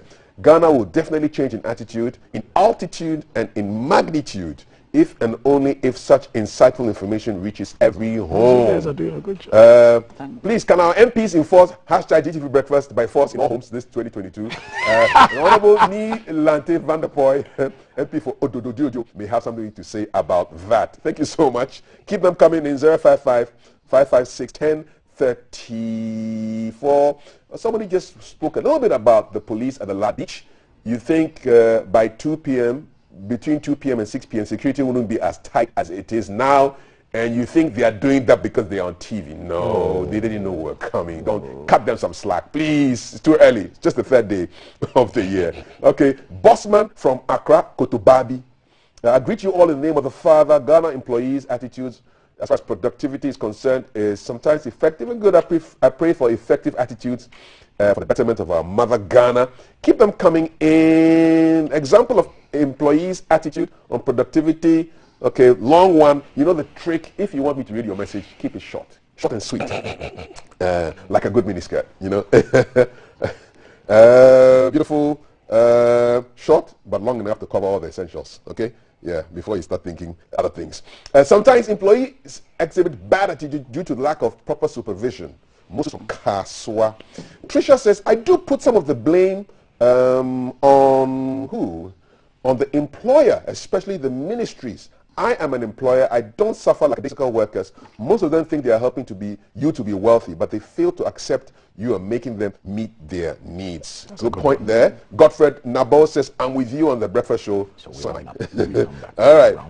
Wanda is asking whether Valerie had her holidays go quite well. Ekodazi says, KKD always on point. Justice Bakun Tama says, this is my field, I'm interested, and he is watching. Keep them coming in 055-556-1034. Towards the end of the program, we'll be having a football conversation. So the Honorable Neil Ante Van der Poy will be hosting Lai Kingston, a man who played for over a dozen teams, scored 6 goals in his 41 appearances for the Black Stars. And he was sitting down with a good friend, a buddy. He is Ibrahim Sani Dara, and Ibrahim is a member of the CAF Media Experts panel. And we'll be looking at AFCON 2021 being played in 2022. That's how crazy the world is. I'm sending it back to the sane people here with me, KKD and his guests. Never mind the crazy world. They are sane and they got it going. Thank you very much from KKD to KKD. Indeed. Actually KKD. Yes, Kofi Kafi Day. Yes, that's it. Yes. And there's an R there too, but we don't use it. And I must say, I love the way you actually edit on site. Yes. Because you're reading through the stuff, but what you're doing is you're correcting the grammatical errors they've made, and then you're putting in some civility to whatever they have already stated there. But there are some people who feel so strongly about some points that they don't want you to civilize what they've written. No. We can't do that. We can't allow that to happen. You've got to do it, man. Thank you very much, to you, my brother. Yes. And now back to my guests. I've got with me Pauline Adubia-Dajawa, who is a commissioner on the Public Services Commission, former Director of Public Affairs and Communications at the Cocoa Board of Ghana, former Director for Youth at SOS International, with so much expertise in customer service, in public affairs, and in human resource management. And with me, the former Deputy Minister for the Ashanti region, Andy Osei Okra. Andy, tell me sure about you say now. Why not a home? Oh, I do it myself too. Because the trim is very, very clean. I mean, I thought I would leave this for after the program, but there must be a human resource person managing your beard. Probably because of my profession. The comments that we got there from Kafu are brilliant. So I want to come to the one that says, you know, even when I have an emotional problem and I go and speak to management, they tell me it's my problem, I have to deal with it. How do you deal with that? That is a very, very sad situation, and that's what I was just saying. That, in fact, what we need, I keep on drumming home top management commitment and position in leadership, understanding what leadership is. Leadership, you are just there. If you're a line manager, you are just there to inspire that employee of yours to get work done for you. Not just use them as a machine. Not to use them. So if you are to inspire somebody and you could see that the person is emotionally unstable and you say that is not your business, then you are not fit for that purpose. And that's Madam mentioned earlier on. And these days we are stretching emotional intelligence. We need to have leaders who are emotionally stable and intelligent to be able to accept some of these things. So it doesn't have to fly at all. I think that leader needs to be given training that leader need to be given training to understand what leadership is. We have moved from the mechanical type of leadership or the mechanical type of management to now coaching and really mentoring your own staff to do the work for you. So if the person is not stable, please do everything possible to make sure the person is stable. We do go a long way to even help them in your own resources to make the person stable. I know somebody that you lost the wife and came here and said so. How can you say this? When somebody has lost the wife, you say you're careless about that. That is inhumane, and I don't think we need to encourage that. So my point is, no line manager, no supervisor should do that. And if really you don't even have an HR department or HR manager in there, I will say that if you have a director general or if you have any CEO, the employee should be empowered to be able to approach the person and report and have that person sanctioned, because it's not fair to do that. So on today's segment, Pauline, you get the last word here. Good. What do we need to do as a nation, as organizations, as a people to improve our attitude to work? Well, employers must understand that they need employees to function properly and get their targets. And if it's a profit-making establishment, then of course the bottom line is very important. You can't get there if you don't have the people who will help you to get there. And the people must have the right attitude. Of course, before the person is employed, he has the knowledge and hopefully skillful. That is why you are engaging him. But all that comes to naught if the person has a wrong attitude, a bad attitude. And so it's important that we encourage people, we communicate people. And before we even engage the person, let us not only dwell on the certificates and all that. Let us do some aptitude tests and things like that. Sometimes it gives you a peek into the person's character and potential. Morals and ethics as well. Yes, and ethics.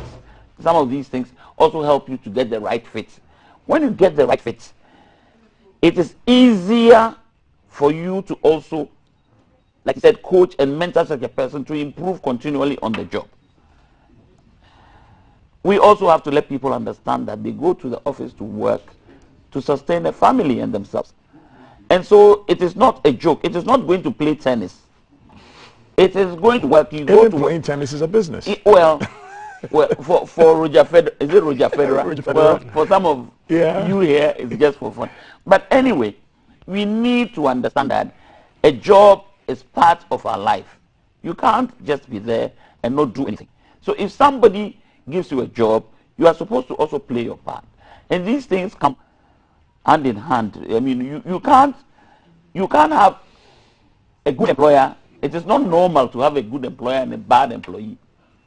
Okay. Normally, there's some kind of rapprochement. Good employers must yield good employees. Yes, employees. So that's what I would say, and that we should also try and retrain people and sanction people, and the bottom line, remunerate people enough. At least high flyers must be made to feel like they are high flyers, and the dead wood must be picked out. Even the Bible says that at the end the wheat and the chaff will be separated. In the employment, when people get to know that from time to time the dead wood is picked out and thrown into unquenchable fire, everybody on the job will be careful. So I think I want to hold it there because I like that quote.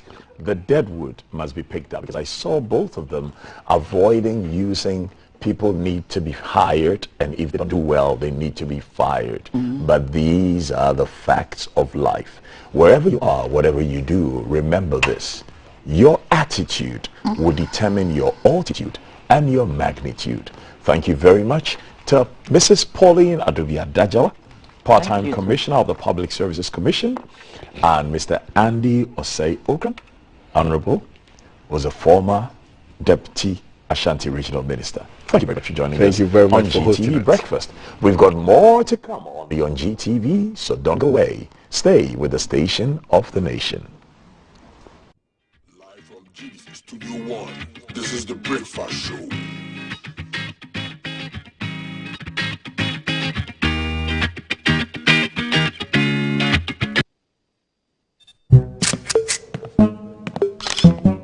the show or a jar or by him conquer dim.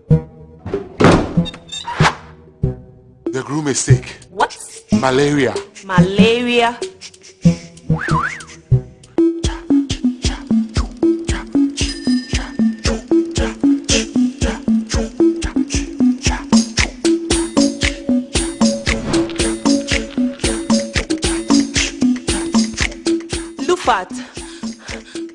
Lufat.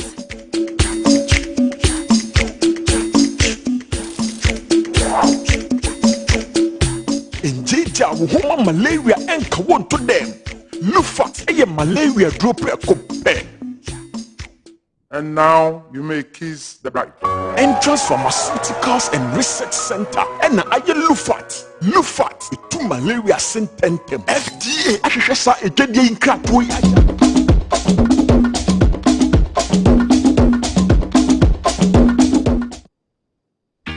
Coming live from the capital, this is the Breakfast Show. Don't want a lot for Christmas. There is just one thing I need, and I don't care about the presents underneath the Christmas tree. I don't need to hang my stocking live on the fire things. Santa Claus will make me happy, so on Christmas Day I just want you for my own. Live from GBC Studio 1, this is the Breakfast Show. All I want for Christmas is you, baby. Oh, I won't ask for much this Christmas. I won't even wish for snow. I'm just gonna keep on waiting underneath the mistletoe. I will make a list and send it to the Papa said it. Live from GBC Studio 1, this is the Breakfast Show.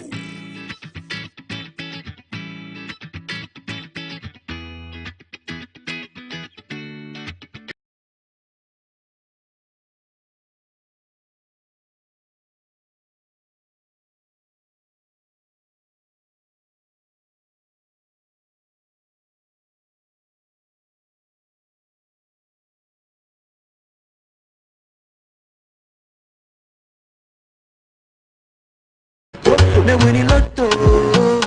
Say me I don't know. Me yana don't know. Call the popo. Me win the lotto. Say me I don't know. Me yana don't know. Baby you be miracle. You give me love the way I never know. My baby you be wonderful. You give me love the way I never know. Baby you be miracle. You give me love the way I never know. Baby you be wonderful.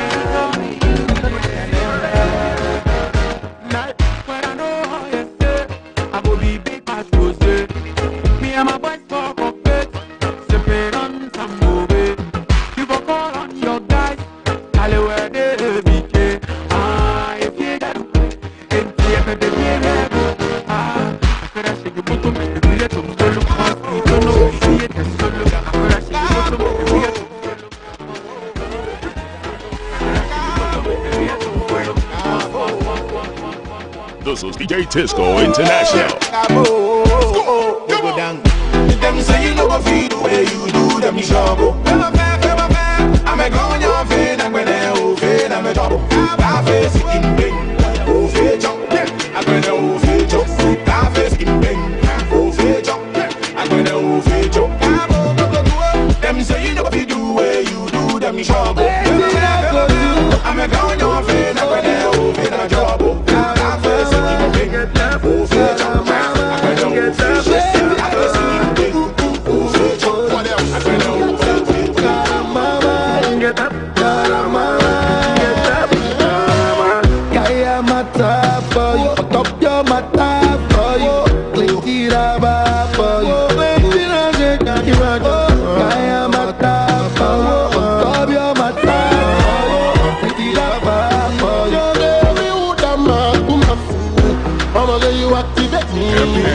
You captivate me, you the calculate me. If I keep it from me, I'm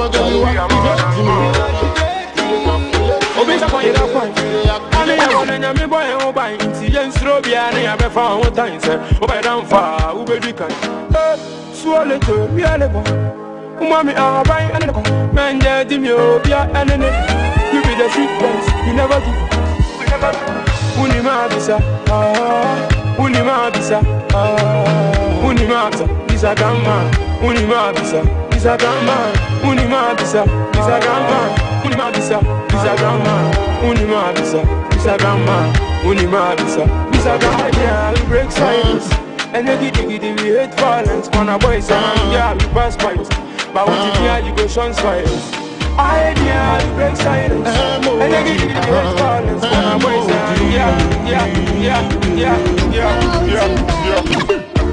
get the vibe thing. Me, I get the vibe thing. My baby vibe. I tell you this one be the vibe. Every woman is a superwoman. This is DJ Tisco International. We all be nobody. Give them all day our body.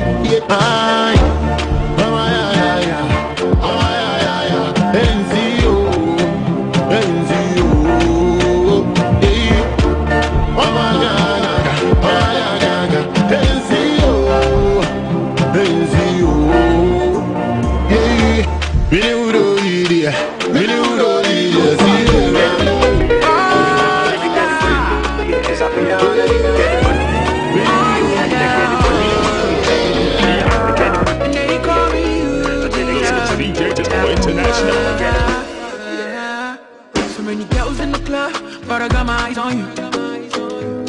When she pull up in bikini, so fine, and a girl's ain't cool. Even when the whole world is over, there will be me and you. Bring more African girl, you. A bad party, and one family. People say, I'm a shit. Shawty go body, yeah. I prefer to be selfish, so yeah. She make a sound to know, cause I damn cool, no. Nobody else is cool.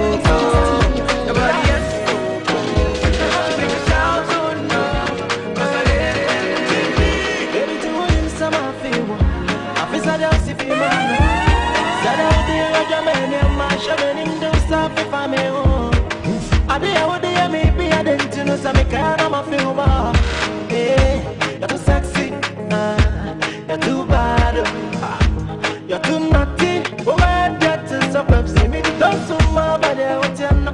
Me did it say, me to talk to my body, me did it say, to go bien si yo, pisa mi ana yobi. Jojo mujo, se sempo ni caution, what to me mi ana yobi.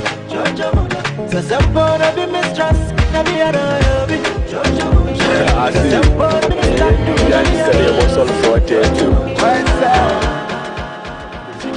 life is too short, I know if you waste time. When they up at this, why on that they make you wait up? Who they call me if you know me party? Call me later. If your girlfriend no go, call your side chick. It makes a link up. I'm on a buffet and I will cook your cake. Fine girls, girl, what she say? On your champagne and you'll go away. Man can't have a crime and payment. Yeah, le party. In the I'm a line, I'm a damn jump. On the weather, when you do that thing, and I'm a line, I'm a damn jump. You too fast, I'm a line, I'm a damn jump. Party after party, I'm a damn jump. Enjoy your life because problem is not the finish. If me make I chop life, I no speak up for English. Girls wanna have fun. Throw that ass back, machine gun. This is DJ Tisco International. I'm shining like the sun. Did you know that you're beautiful? Happy New Year. Happy New Year. I'm on baby. I will love you till the end. My sweetie pie, you understand. I will love you till the end. I'm on baby. So me move the man, so me who never did it. So me move the man, so me who never did it.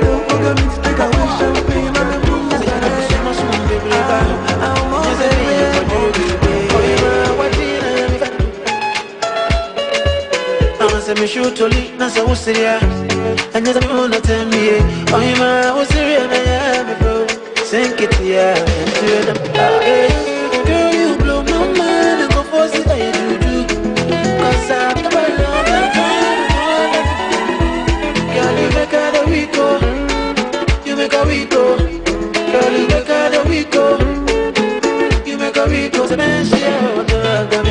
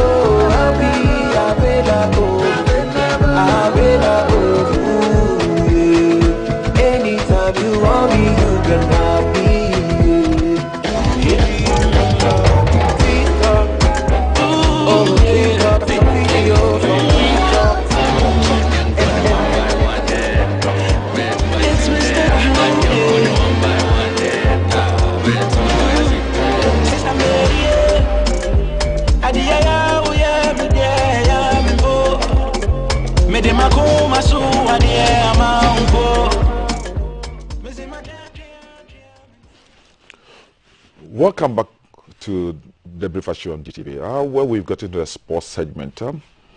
It's apparent that Ghana will want to end the drought of our Cup of Nations trophy since 1982. It's very difficult. We've had some 2 finals, very important finals. Unfortunately, we lost narrowly. Is this going to be the year for Ghana? We've had some bumpy road as far as our qualifications for the World Cup is concerned. What about the Cup of Nations? Do we see in this team the team to finally end the drought? Well, for me, I'll be hoping that we'll be able to laugh again after many years, 1982. That year ended with a 2. We are in 2022. So maybe it's our lucky year. For us to look at the chances of the Black Stars in the upcoming Cup of Nations, I have with me in the studio very popular person when it comes to issues about communication at the former GFA. He's now a member of CAF Media Expertise. Sani Dara. Sani. Thank you very much, Honorable. Charlie. Yenzu. When I become a chi. Nachi Banku da yawa. Charlie, occupy for you more can be. And of course, one of the most talented footballers ever seen. Hard worker, very confident on the field of play. It doesn't matter where you find him. Cowling Babies, Great Olympics, Accra House of Folk, Black Satellites, Black Stars, Laie Kingston. Now bearded Laie Kingston. Laie Titan. Fine, way. First, let's start. Your general outlook, Sani. What do you think CAF has done towards preparing for this Cup of Nations? Because Cameroon has had a very difficult time before. Several times they've been given opportunity to host the Cup of Nations. They've been unable. Now they say they are ready. Yes, they're ready. I've been there a couple of times over the past year. I've seen the progress that the country's made, the investments the country's made. And I'd say from what I saw of Cameroon 4 years ago and what I saw of Cameroon when they hosted the CHAN, and based on the pictorial evidence of what I've seen over the past 2 weeks, I think they are ready. I'm off there tomorrow, to participate in the tournament, and I think that they are ready.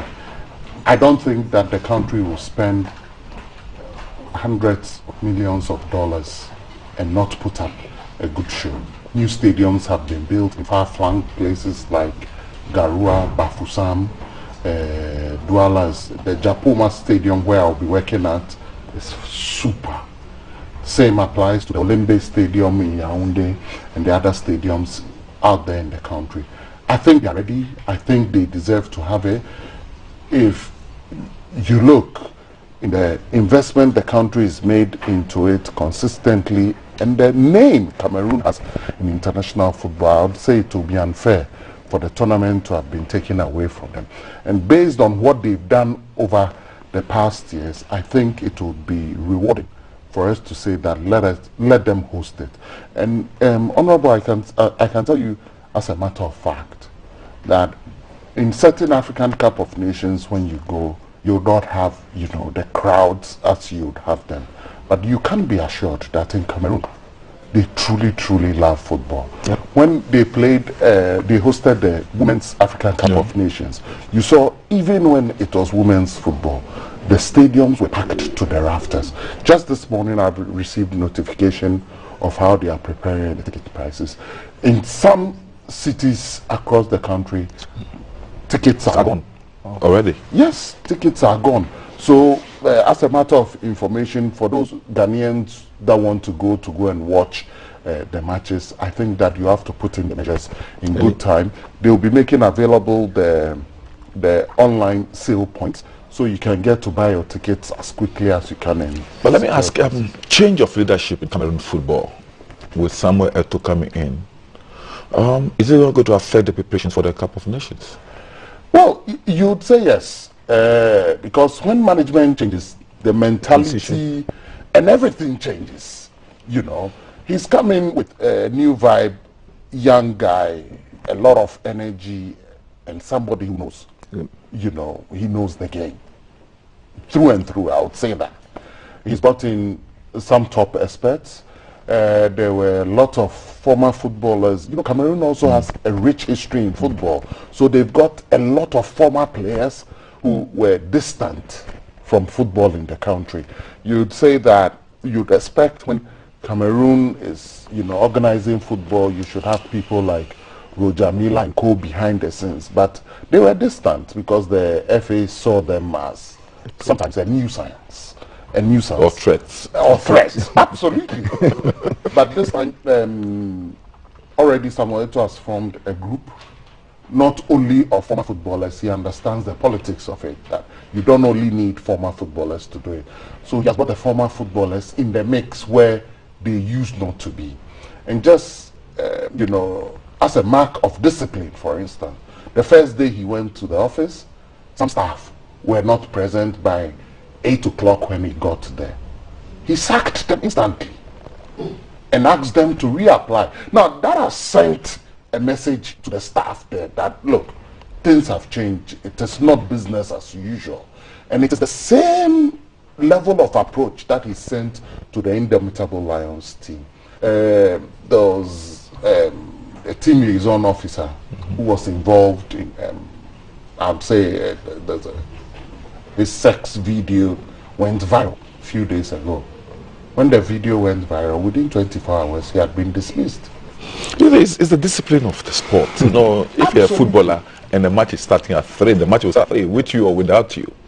So he want to transfer that spirit, that attitude. We just had people talking about work attitude. Absolutely. One of the things that people don't seem to agree with, some of us have talked about, is the fact that if you want to have fish, you get fishermen to go fishing. You don't put carpenters in the boat to go for fishing. So if you want to run football, run football with football people. Absolutely. Sometimes the football people sit aside and people from outside come and they want to manage the game for you. How do you feel when you sit back and you see somebody without any knowledge of football managing football? It's a difficult thing, and it's a difficult balancing act. If for somebody who's been involved in the game, let's say from infancy, let's say somebody like Lai, would want to see that, look, I have the knowledge, I have the know-how, and you'd see somebody maybe because of his maybe link somewhere is in a position, you feel uncomfortable. And if somebody without the know-how goes into the saddle, you know that you're getting nowhere. Imagine that if somebody who's played the game it also doesn't necessarily mean that just because you play the game automatically you can transition to be a good administrator. No, but in certain places they are poached and groomed. Exactly. Like Lai is going into psychology and all those like Lai is going through at the moment. So this is where I really want to encourage, you know, former players that immediately you see that your career is coming to an end, start thinking about the future. What do I do in the future? And there are many areas now that exist in the football industry. You can go into football analysis. You can be a pundit. You can be a coach. You can be a manager. You can be a trainer. There are lots. Exactly.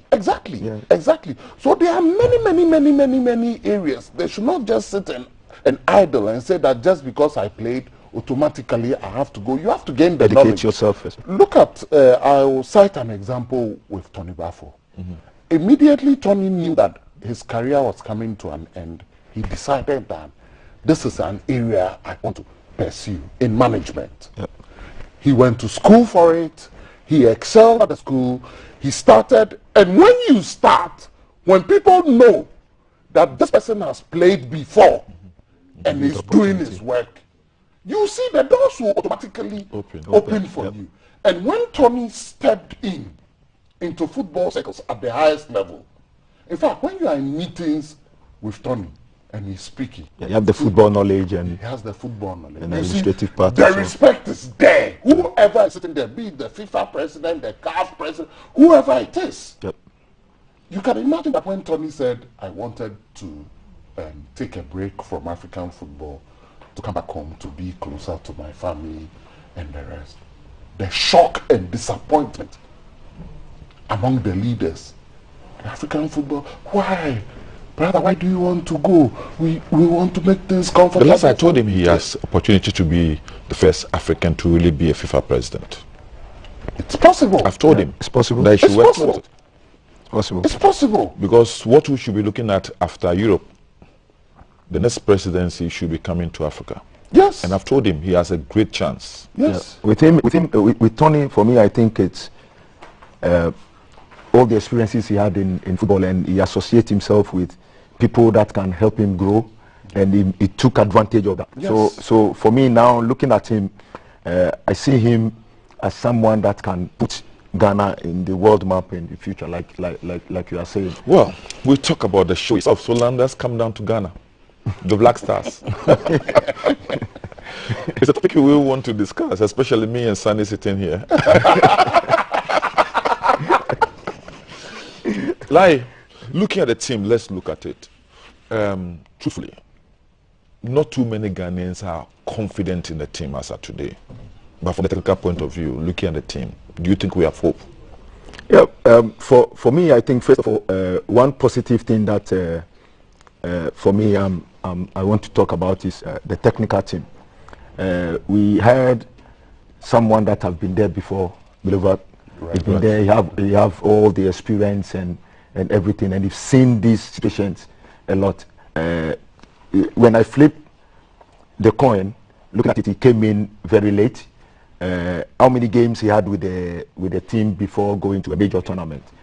For me, as a technical person, you have to understand the team, understand each and every player, and have the strength and the weaknesses of the players, and then try to put things together before you go to a major tournament. So that's where I think the team will fall short at. You would not have time to know the players very well. But with his experience and everything, he's been in that position before.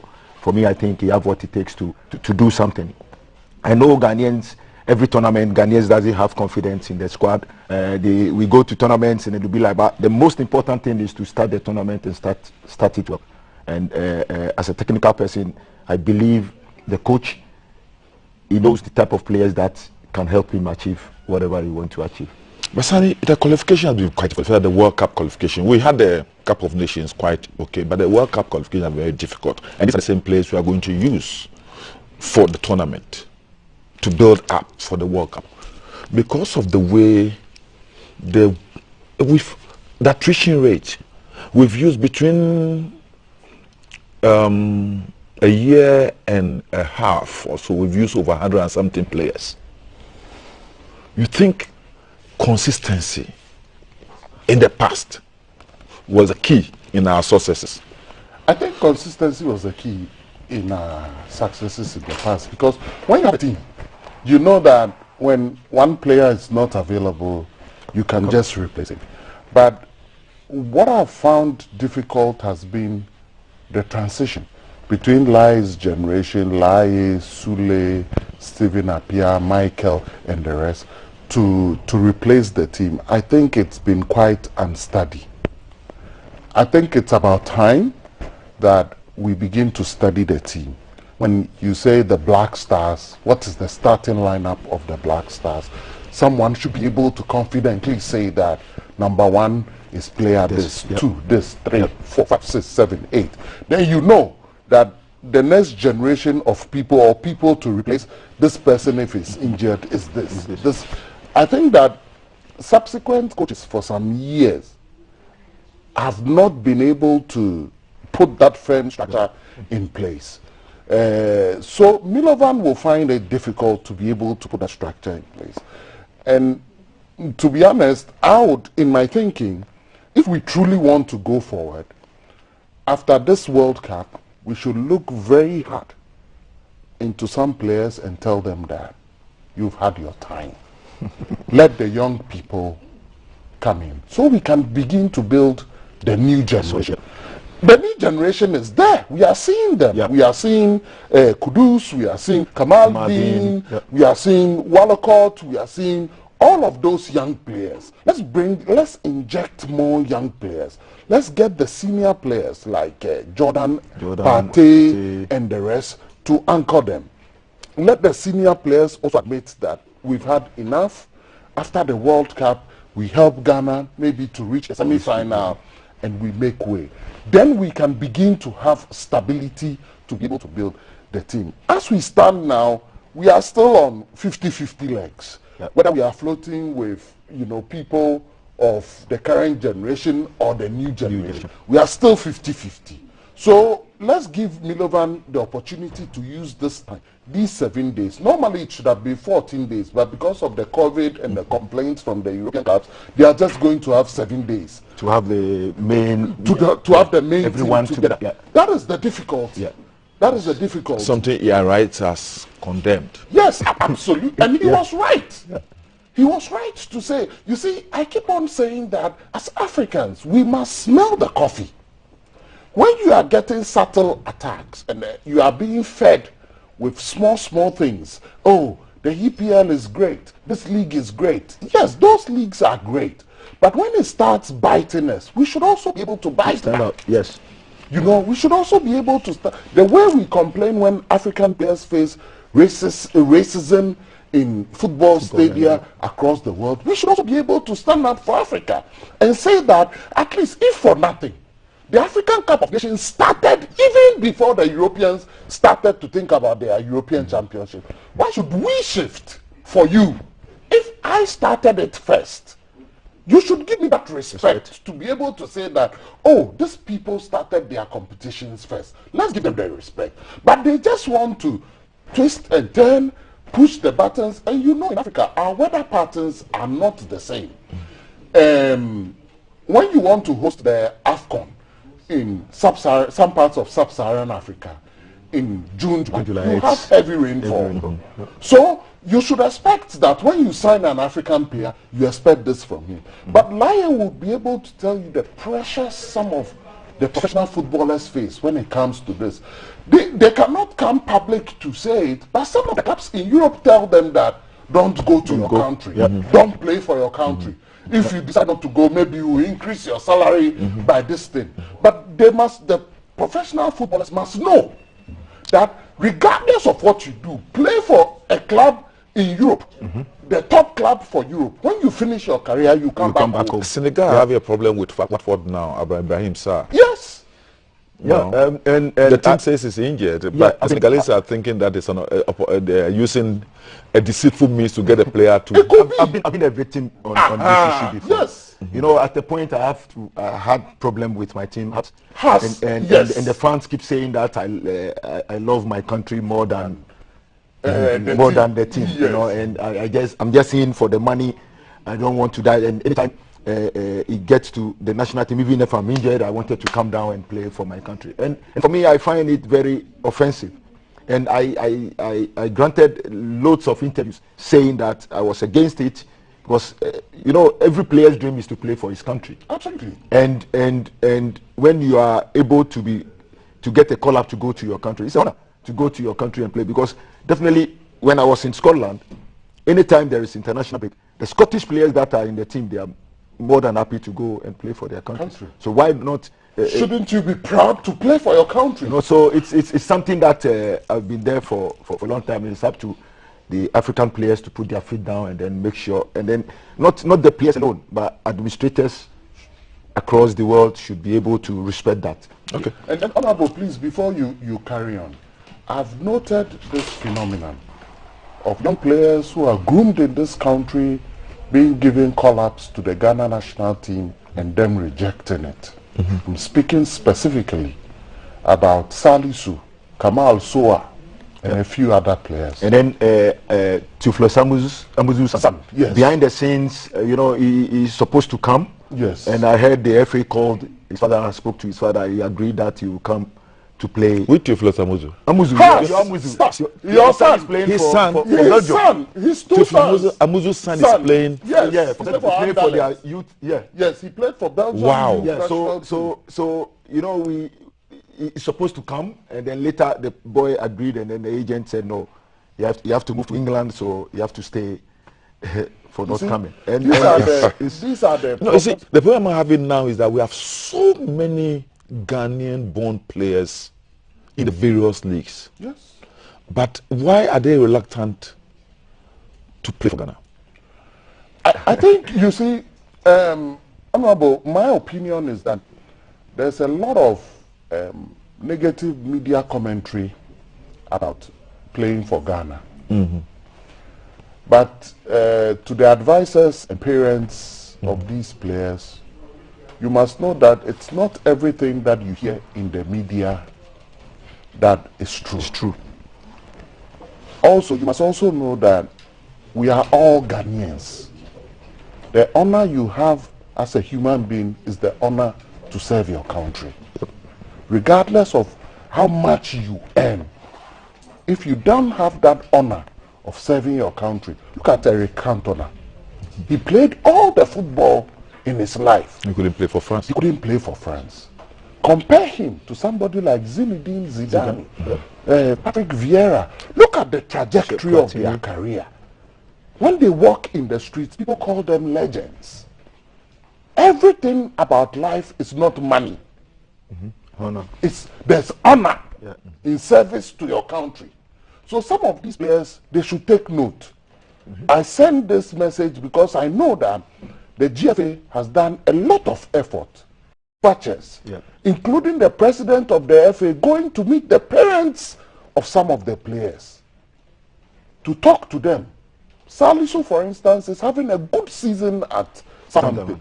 Imagine that we have Salisu partnering with Amate in the center of the Black Stars defense.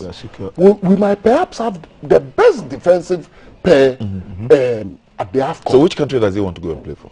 Only God knows. No, he will definitely play for Ghana, but he just wanted to take his time because he doesn't have a choice. And I also think that the FA sometimes should also try to involve some of the former players.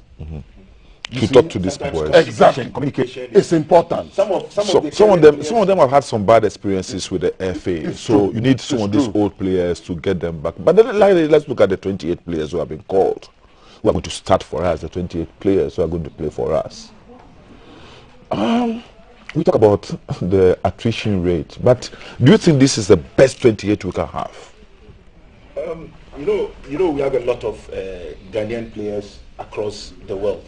And for me, I think... Because like Sani said, in the past, if you ask any Ghanaian to pick our first 11, your time, or before you, the time of the Oseku Force and all those things, any Ghanaian could easily pick our first 11. But this 28, can you pick even the first 11? It will be very difficult because for the past, let's say, 2 years, we've not had consistent team that we know that, like you rightly said, for the past 2 years we played over 100 players in the national team. Today we call this call-up. The next 2-3 games you won't see him in the squad again. And those things are very difficult for, as a technical person, for you to have a solid team because of changing of players going in, coming in, players going out and all that. But I will talk as a technical person. You know, so as a technical person in the current coach that we have, with his experience, like I mentioned earlier, his experience, if we would have come in earlier, by now, and if the players had come in earlier, if the coach would have come in earlier. Okay. With his experience, you think he hasn't had enough time with the players? No, not at all. Because he came in. So he could have gotten about, like before, he could have gotten at least about 2 weeks, even with this 28. But now he's only going to have just about 5 days. Yes. Yeah, but 2 weeks two is very short to prepare a team to a tournament. When you are doing your periodization as a technical person, you need at least 4 to 6 weeks to prepare a solid team. That's why when you go to Europe, let me mention Germany. Germany, their national players, they take care of them even when they are playing for in their clubs. That's why they also, behind the scenes, you can see someone like Tuchel, someone like Klopp. They put them in various major leagues in the world, and then put their players in major leagues in the world. And they allow them to sign them on, and then make sure they are playing regular in their clubs. That's preparation for their national team. That's preparation for their national team. So anytime they come together, they play regular, and they have a national coach that collaborates with all the coaches that the players are playing in, getting all the information about statistics, the players, stats and everything about their players. That's still, you can see a national coach, German national team coach, sitting somewhere, but have all the stats about the players, the way they are performing and everything. So that allows him to know. If he comes in, he knows that, oh, this player, for me, I think it's in this level, this is where I think I can play him. In this club, the coach is playing in this position, but when he comes here, I can put him in this position. These are some of the things that you, a national coach, should be able to monitor across the globe. See, maybe I'm going to call player A. I have to monitor him, know the position that his coach is playing him, and then the style of play that I have. If he comes in, I know that, okay, he's playing, let's say, right wing. When he comes in here, this is where I believe he can play and help the squad. So for me, consistency is the key, and I don't think we've had it now. Our coach now have had enough time to. So, Sonny, when we come back, we'll take a look at the teams in this competition who have had a very consistent team, like Algeria and all those things, and what effect you think they will have in the tournament. But for now, let's go to our social media trends and see what is happening there. Okay, so a smooth transition. Nilante is showing his GBC prowess. So we are streaming live on our Facebook page, and so you can see the views. This is us on there. I'm going to try and read a few of your comments. Quite interesting. Kwame appear. Oh, I missed Nilante football commentary. So this show is a Phobian men show. Sammy, and Brad Lai, Happy New Year to you all. Have the best of this year. It's a Phobian men show. Thank you, Kwame, for that. Aaron is saying, I think we need better football management to handle our soccer industry. At Shimkwana, Alabama, please do tell Van P, people of Zongo Lane and Ododo say thank you for all he's done. Bizarre. Seji Shabashi, much love to Nilante and Sani. Jerry John Mills, the head of Africa Sports, should also come together and play the tournament on the same time the Europeans also play the Euros. And I think it will help the African players too. So is that something that we can consider, to put the African Cup of Nations on the same time that the Europeans are playing theirs, so that the African players can be released to perform international duty? Is that something that's possible? When I throw it back to you, perhaps you may have an answer.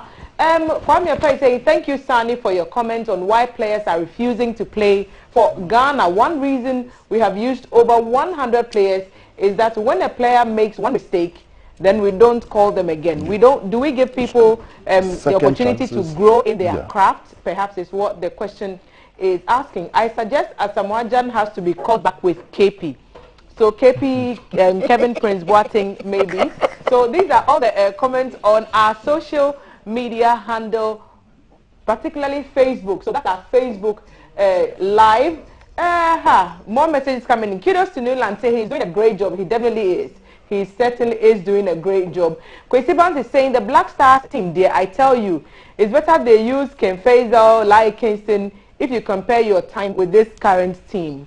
Tria. And perhaps I can throw in my own question as well. Like you play right wing also. So you've looked at the list that's been released. Who do you think would best play for where you play in the right wing? For me, I think they have good players there.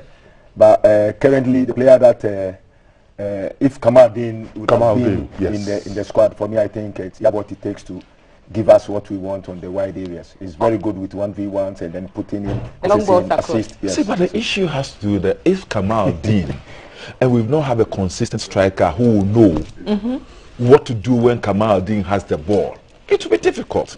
And also they have to play together for some time. You know, in our time, we know someone like Matthew Amoa, we've been with him for some time, and so he knows what. When he goes to the ball, anytime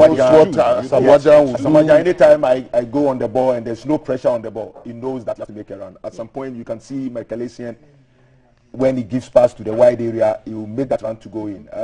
We've had some goals from me, crosses from me, and then we've had it. So we need to play the players together so that you know each other, then it will be very good. Great. So Pastor Richard has joined us. He said, my take on the topic this morning is that Ghana cannot succeed without Samajan because football is about individual spirit. With this current team, it's below higher footballing spirit. If bringing Milovan is the best, then bringing Asamoah Gyan, Ghana will make it. Moreover, Kwesi Nyantakyi is far better than try and seek it Okweku regime. Is it the case? Well, that's your opinion, and you are definitely entitled to that. Good morning, panelists. Happy New Year. About Black Stars' potential performance, well, let's see how it goes. I think we did not make use of all our current performing players around the globe. For example, Alfred Duncan. Have we made enough use of Alfred? Do you think, when I throw it back to you, perhaps the panel could answer? Emmanuel Jechi from Goss, who says Ghana will win the AFCON. Can you confidently say that? And maybe I'll pick the thoughts of all three of you. Mena is saying, kudos, honorable pundits, let's give them the full support. And this way, do you think they will bring the cup home? They've never won anything in my lifetime. So I'm looking forward to a time when the Black Stars, the senior national team, will win laurels for the country. I'm going to hand it over back to the Honorable Van der Poy, Nilai, and Sani to continue with the discussion. Thank you very much, Thelma. You see, one issue that has been raised, we have all talked about consistency. I watch the Italian Serie A, and I see Duncan always playing. And I don't see him go to the national team again. I ask myself, why? I'm privy to some information why he's not been involved now. I hear there's a feeling within the federation that he picks and chooses the matches he wants to play. He picks and chooses the matches he wants to play. It used to be the case with Van Basten when he was playing for the Dutch national team. So when I inquired, that was the feeling from the conversation I had. There was a feeling that at the last call, when they called him, he said he was injured. People felt that it wasn't the case. So I think that there's an opportunity for them to engage more with him. I call for patience sometimes too. Like Honorable just told us before we went on air, when you take players from different persuasions, we are not all of the same character. Some might be calm, some might be a little bit volatile. So there's a level of treatment you must have for all players. Even if it doesn't work today, try again, speak to the person, talk to him, you know. So you must understand that we are not all of the same, you know, character or persuasion. Management. Exactly. You manage them. Different backgrounds. Exactly. Different backgrounds. You go to a team, you find a very, very difficult character. But if you deal with him, you know, like you know. you know you have a very difficult character. But when you deal with him, he goes on the pitch, he will deliver for you. You know, you find a player who would even refuse to come to training. But when you put him in the match, he will score for you. Look, let me give you a historical fact. One of the most difficult players to handle was Mohamed Polo. Coach Adudamite will tell you. But on the field, he will give you his due. So sometimes you have those troublesome characters. Like Paul Pogba. Exactly. Paul Pogba. But then he will deliver for you. So sometimes you, the technical people, you have to look at all those things in there. But let's focus on our team, because from what we are analyzing, I want to say that I will not have that optimal hope that we should at all costs win the cup, because you and I will agree that some teams have had a much more consistent team. Absolutely. Cameroon, Senegal, Algeria, even Egypt. I agree with you, and this is where I want to appeal to Ghanaians. See, before we start tournaments, we start with the hope always that go and bring the cup, go and bring the cup. Ghana, so we must win the cup. Exactly. But sometimes we also have to be realistic. We have to be, yes. You see, we have to be realistic and patient. Be patient with the players. Be patient. We have to go with the mentality that we know that some teams have got better players than we have at this moment. Why? Because if you look at a team like Senegal, even their goalkeeper is the best in the world at the moment. Yeah. You have got Sadio Mane. All their players are playing for the top clubs in Europe. Compare their roster and compare it to ours, and you see that it's not the same. So we have to be realistic. Support the team. If it doesn't go well, by all means criticize, but be measured. Part of the reasons why a lot of players fear playing for Ghana is that, you know, when the tournament doesn't go well, Charlie, the insults that will follow. and sometimes the management also, that's the end of the player. It's true, exactly, for management. Yeah, and we have to be patient with people. Yeah. We have to be patient. As human beings, you make mistakes, I make mistakes. When somebody makes a mistake once, it doesn't mean you should write him off. And then also, let players also be sometimes realistic. That when you call 28 players, you cannot call all the 3,000 Ghanaian players to come in. We cannot. So when you are not called, be patient. Your time will come. Your time will come. Even when you are 28, you may not have the chance to play. Exactly. So let's be patient. Let's call for patience all round. Call for patience for the management, call for patience for the players, call for patience for the coach. Because if we want to build the team, let's be realistic now. Algeria have got a much more stable team than ours. Their team they've not lost a match in over 40 games. Yeah. And they've been together for almost 7 years. Yes. Yeah. Same team. Exactly. So they don't say this player is too old. Exactly. Oh, Egbo. But like, that's something that I observed in watching some of the Blaster matches recently. There's this culture of people coming to the stadium just to support a particular player. So they're not supporting Ghana. No. Yes. So when they came, Lomote fan club, Lomote is on the bench. They started shouting, Akalawomi, Akalawomi, Akalawomi. So it's like the player playing the position that Lomote will playing, as soon as he makes a mistake. Yeah, but Honorable, it even seeps to the media. I'll narrate a story for you. There's a particular sports presenter in this country. He had a favorite number 2 player. If you don't call that number 2 player, the coach will be insulted. Then when, you know, then later there is pressure on the coach management to put him on number 7 position. Exactly. Then right back. Exactly. Turns to right winger. So you see, you want the pressure from the media? It can be. Even the media. But then the coach doesn't know his job. Yeah, exactly. That's why And when the public themselves sometimes are not aware of some of these influences. Yeah. Because the supporter, like you said, the supporter is coming there with his fan club. They are coming there. If imagine that they come and their player is not playing, and another player is playing in that position, do you think they will support that player? No. They will not support him.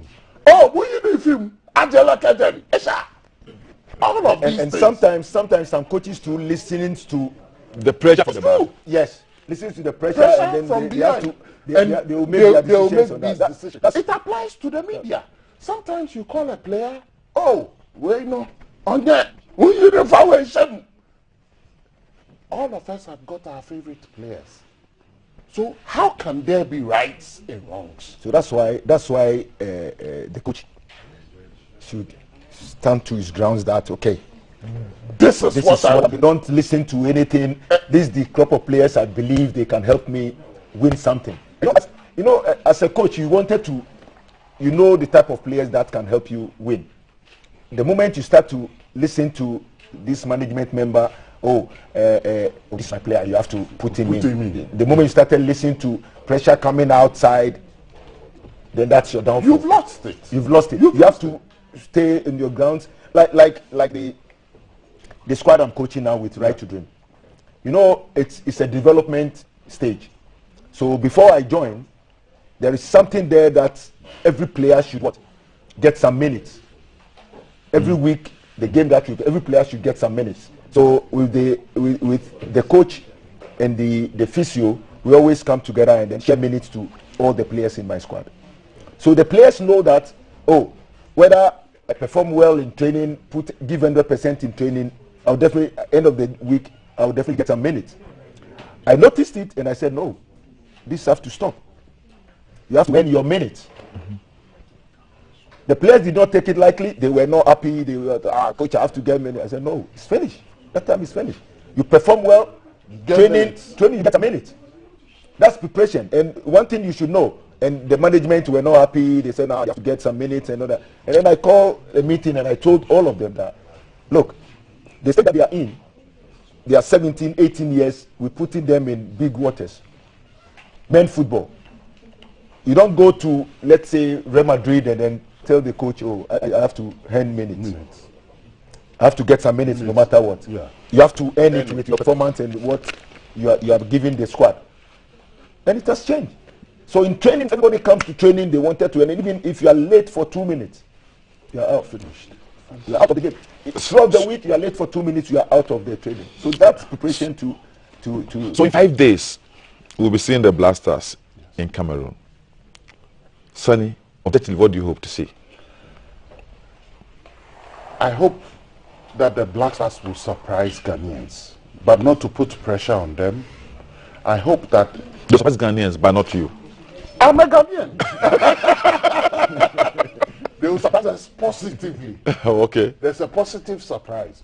Even though we have stated here that there's Algeria, there's Senegal, or Egypt, Cameroon, and the rest.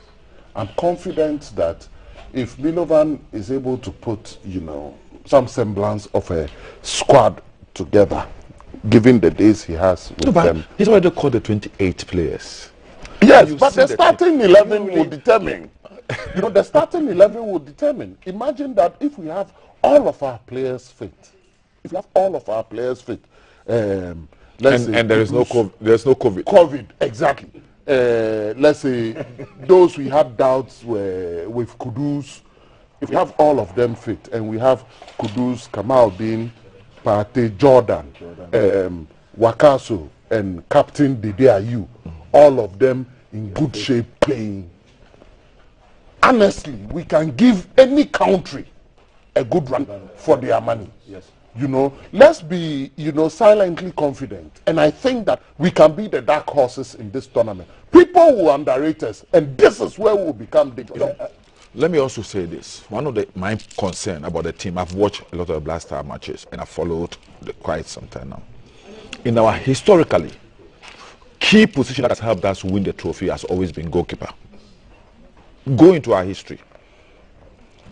Goalkeeping. Usu Mensah, you talk about Dudu and Cry, you talk about all these old Edward Ansan, you talk about Salifu. Your brother. Yes, your brother. All our performances. This particular team, I don't know who is our number one. I think it might change.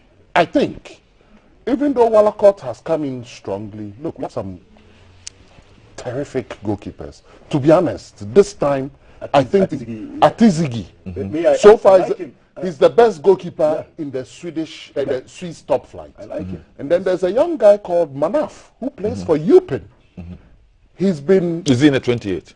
He's in the 28. Manaf is the 28. Atizigi is the 28. He's in the Walcott is the 28. Walcott is in the 28. And Atta Haas is also in the 28. But because of the COVID, you are allowed to take 4 goalkeepers. So Atta, for instance, is assured that you go to the AFCON. But we should have number one. We should know that's that the tournament. We should already know that this is our number one. I think based on the last few matches we've played, Wallacott has been the number one. But we don't know what they will see during the training camp. Maybe your brother whispered something to you. We don't know. No. But you see, there's one thing. Honorable, you keep mentioning 28-man squad, 28-man squad. For me, I find that situation as a little bit... I'm worried about that situation because previously we take like 28 players to camp and then later they have to let 5 players have to go last minute. Yes. Like those things have become a problem. It's true. You know, why can't we do it like the Europeans? They have like 5 standby players, 5 standby players sitting. They are not in camp. They have 23 players in camp preparing them. If there is a casualty, then they will have to bring 1 player from home. They prepare them. They say, "Go, you prepare at home. When there's a problem, we can bring you in anytime." I think it's better. Yeah, it's much better. It's better. You know, the concept of dropping or leaving out players in the last minute, it's always very difficult. Yeah. So imagine a coach trying to communicate that. So in England, the national team, English national team, they always have those who are at the background. Yes. Yeah. As soon as they're in training, someone gets injured. This one comes in. Yes. They don't call the players and say they are sacking some people to go. So it's very difficult. But then, unfortunately, we don't have enough time. It's our hope and prayer that this blaster will end our drought. But it looks like, technically and objectively, we are nationalistic though, but then we are being objective about things. There's no Gary that I can eat to go and put me in the ring against Anthony Joshua. But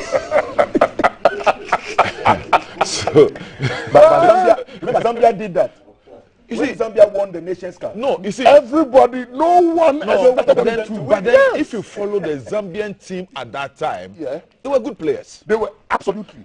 People were comparing them with the other countries for a long time. So, but then this our team, you and I agree that even by the last match we even played, it's a whole different set of players. So let's remember the tournament in Libya. We were not supposed to be there. No, but the team was prepared. We were not supposed to be there. Exactly. No, the 2 teams are prepared. The coup d'etat nearly made it impossible for the team to go. But last minute, only said, go. You understand? So the team had been prepared for a long time, for almost a year. That team had been prepared. So it's not like this team. This team that are affected by COVID. Some of the players about COVID, they come in. Yes, so it's true. Something that, let's not, I don't want us to over-expect. It's true. Let's not heighten the expectation of Ghanaians so that it become a frustration. First win is important. So let's go there. Let's all be very patient with the team. Let's have hope in them. But then, like Sani said, this tournament should be the beginning of our rebuilding for a much more consistent national team, the Blasters. Lai, thank you very much for coming. I know you will be around during the discussions on the Cup of Nations. So we shall have more time to look at the performance of the team as we play the matches. Sani is going to be in Cameroon, and maybe we'll be calling him to also give us some. If you're allowed to do media work for Ghana, then that would be really difficult. But Honorable, I think you should come back to the seat where you belong. Judging from what the public are saying, this is what I'm saying. If KKD will give me the assurance that he will also come back. Oh, KKD can make a comeback. If KKD will want to come back, we are old wine in new wine skins. So, Yeah. Thelma and the rest will sometimes have to take a break and then we shall come back. Before we go, I will not introduce the DJ if he's not ready to play me Kofi Kinata. KKD. Is KKD there? Yes. He's hearing me. I can see him. KKD. KKD, are you listening to me? I have said I'm the unofficial president of Kofi Kinata fan club. Hey. What do you say? Do you like Kofi Kinata? I know you like good music, good high life music. That's my man, Casey Chain. You know, Sonny, you know the funny thing? Yeah.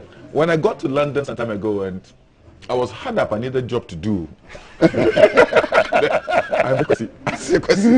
Charlie, me watching me, me July. I say me was created when we were. Yeah, you know, back in the day, if you came to London and you wanted a job, it didn't matter what qualifications you had. You must be willing to be humble, to find a cleaning job, or a security job, or a retail job. But with a cleaning job, you go very early.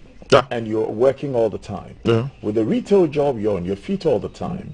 With a security job, if you're studying, you can stay up at night, sit down, read, and do your course. I did that. I did security throughout at Cardiff. I did it. And that's how you went through university? Yes. Fantastic. I did it. Yes. Yeah, but Kofi Kinata is brilliant. I think he's followed in a great tradition of the likes of C.K. Man and Papa Yankson. But he has also followed in the tradition of Kojo Enchi, Daddy Lumba, and Amachi Dede, because he's got that groove that the Fantis have, but he's also got the storytelling skills of these masterful songwriters I've just named. And I think he's one of the great musicians of this decade. No doubt about it. That's no the doubt aspect. about it. When it comes to music, no doubt. I will always defer to him. Absolutely. So, DJ, if you are ready, let me have my Kofi Kinata.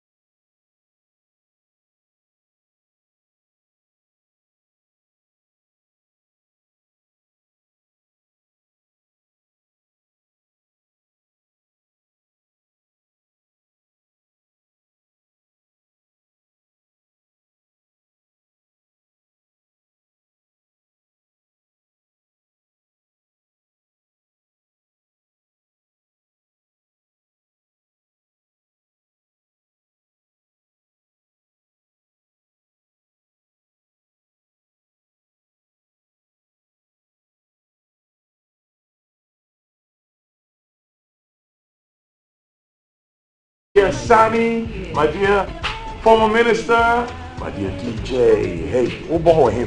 DJ Tis We're back. International. And our international correspondent, Lion. I'm praying that one day you coach the Black Star. We want to thank everybody who joined us today. May always join your teaching day, greet you with the right sun, and may wrap your clothes around until the day is done. Now we've come to the end of another beautiful story. We leave you with respect and give God the glory. Hey. Thank you. You be my weakness and you know you make me.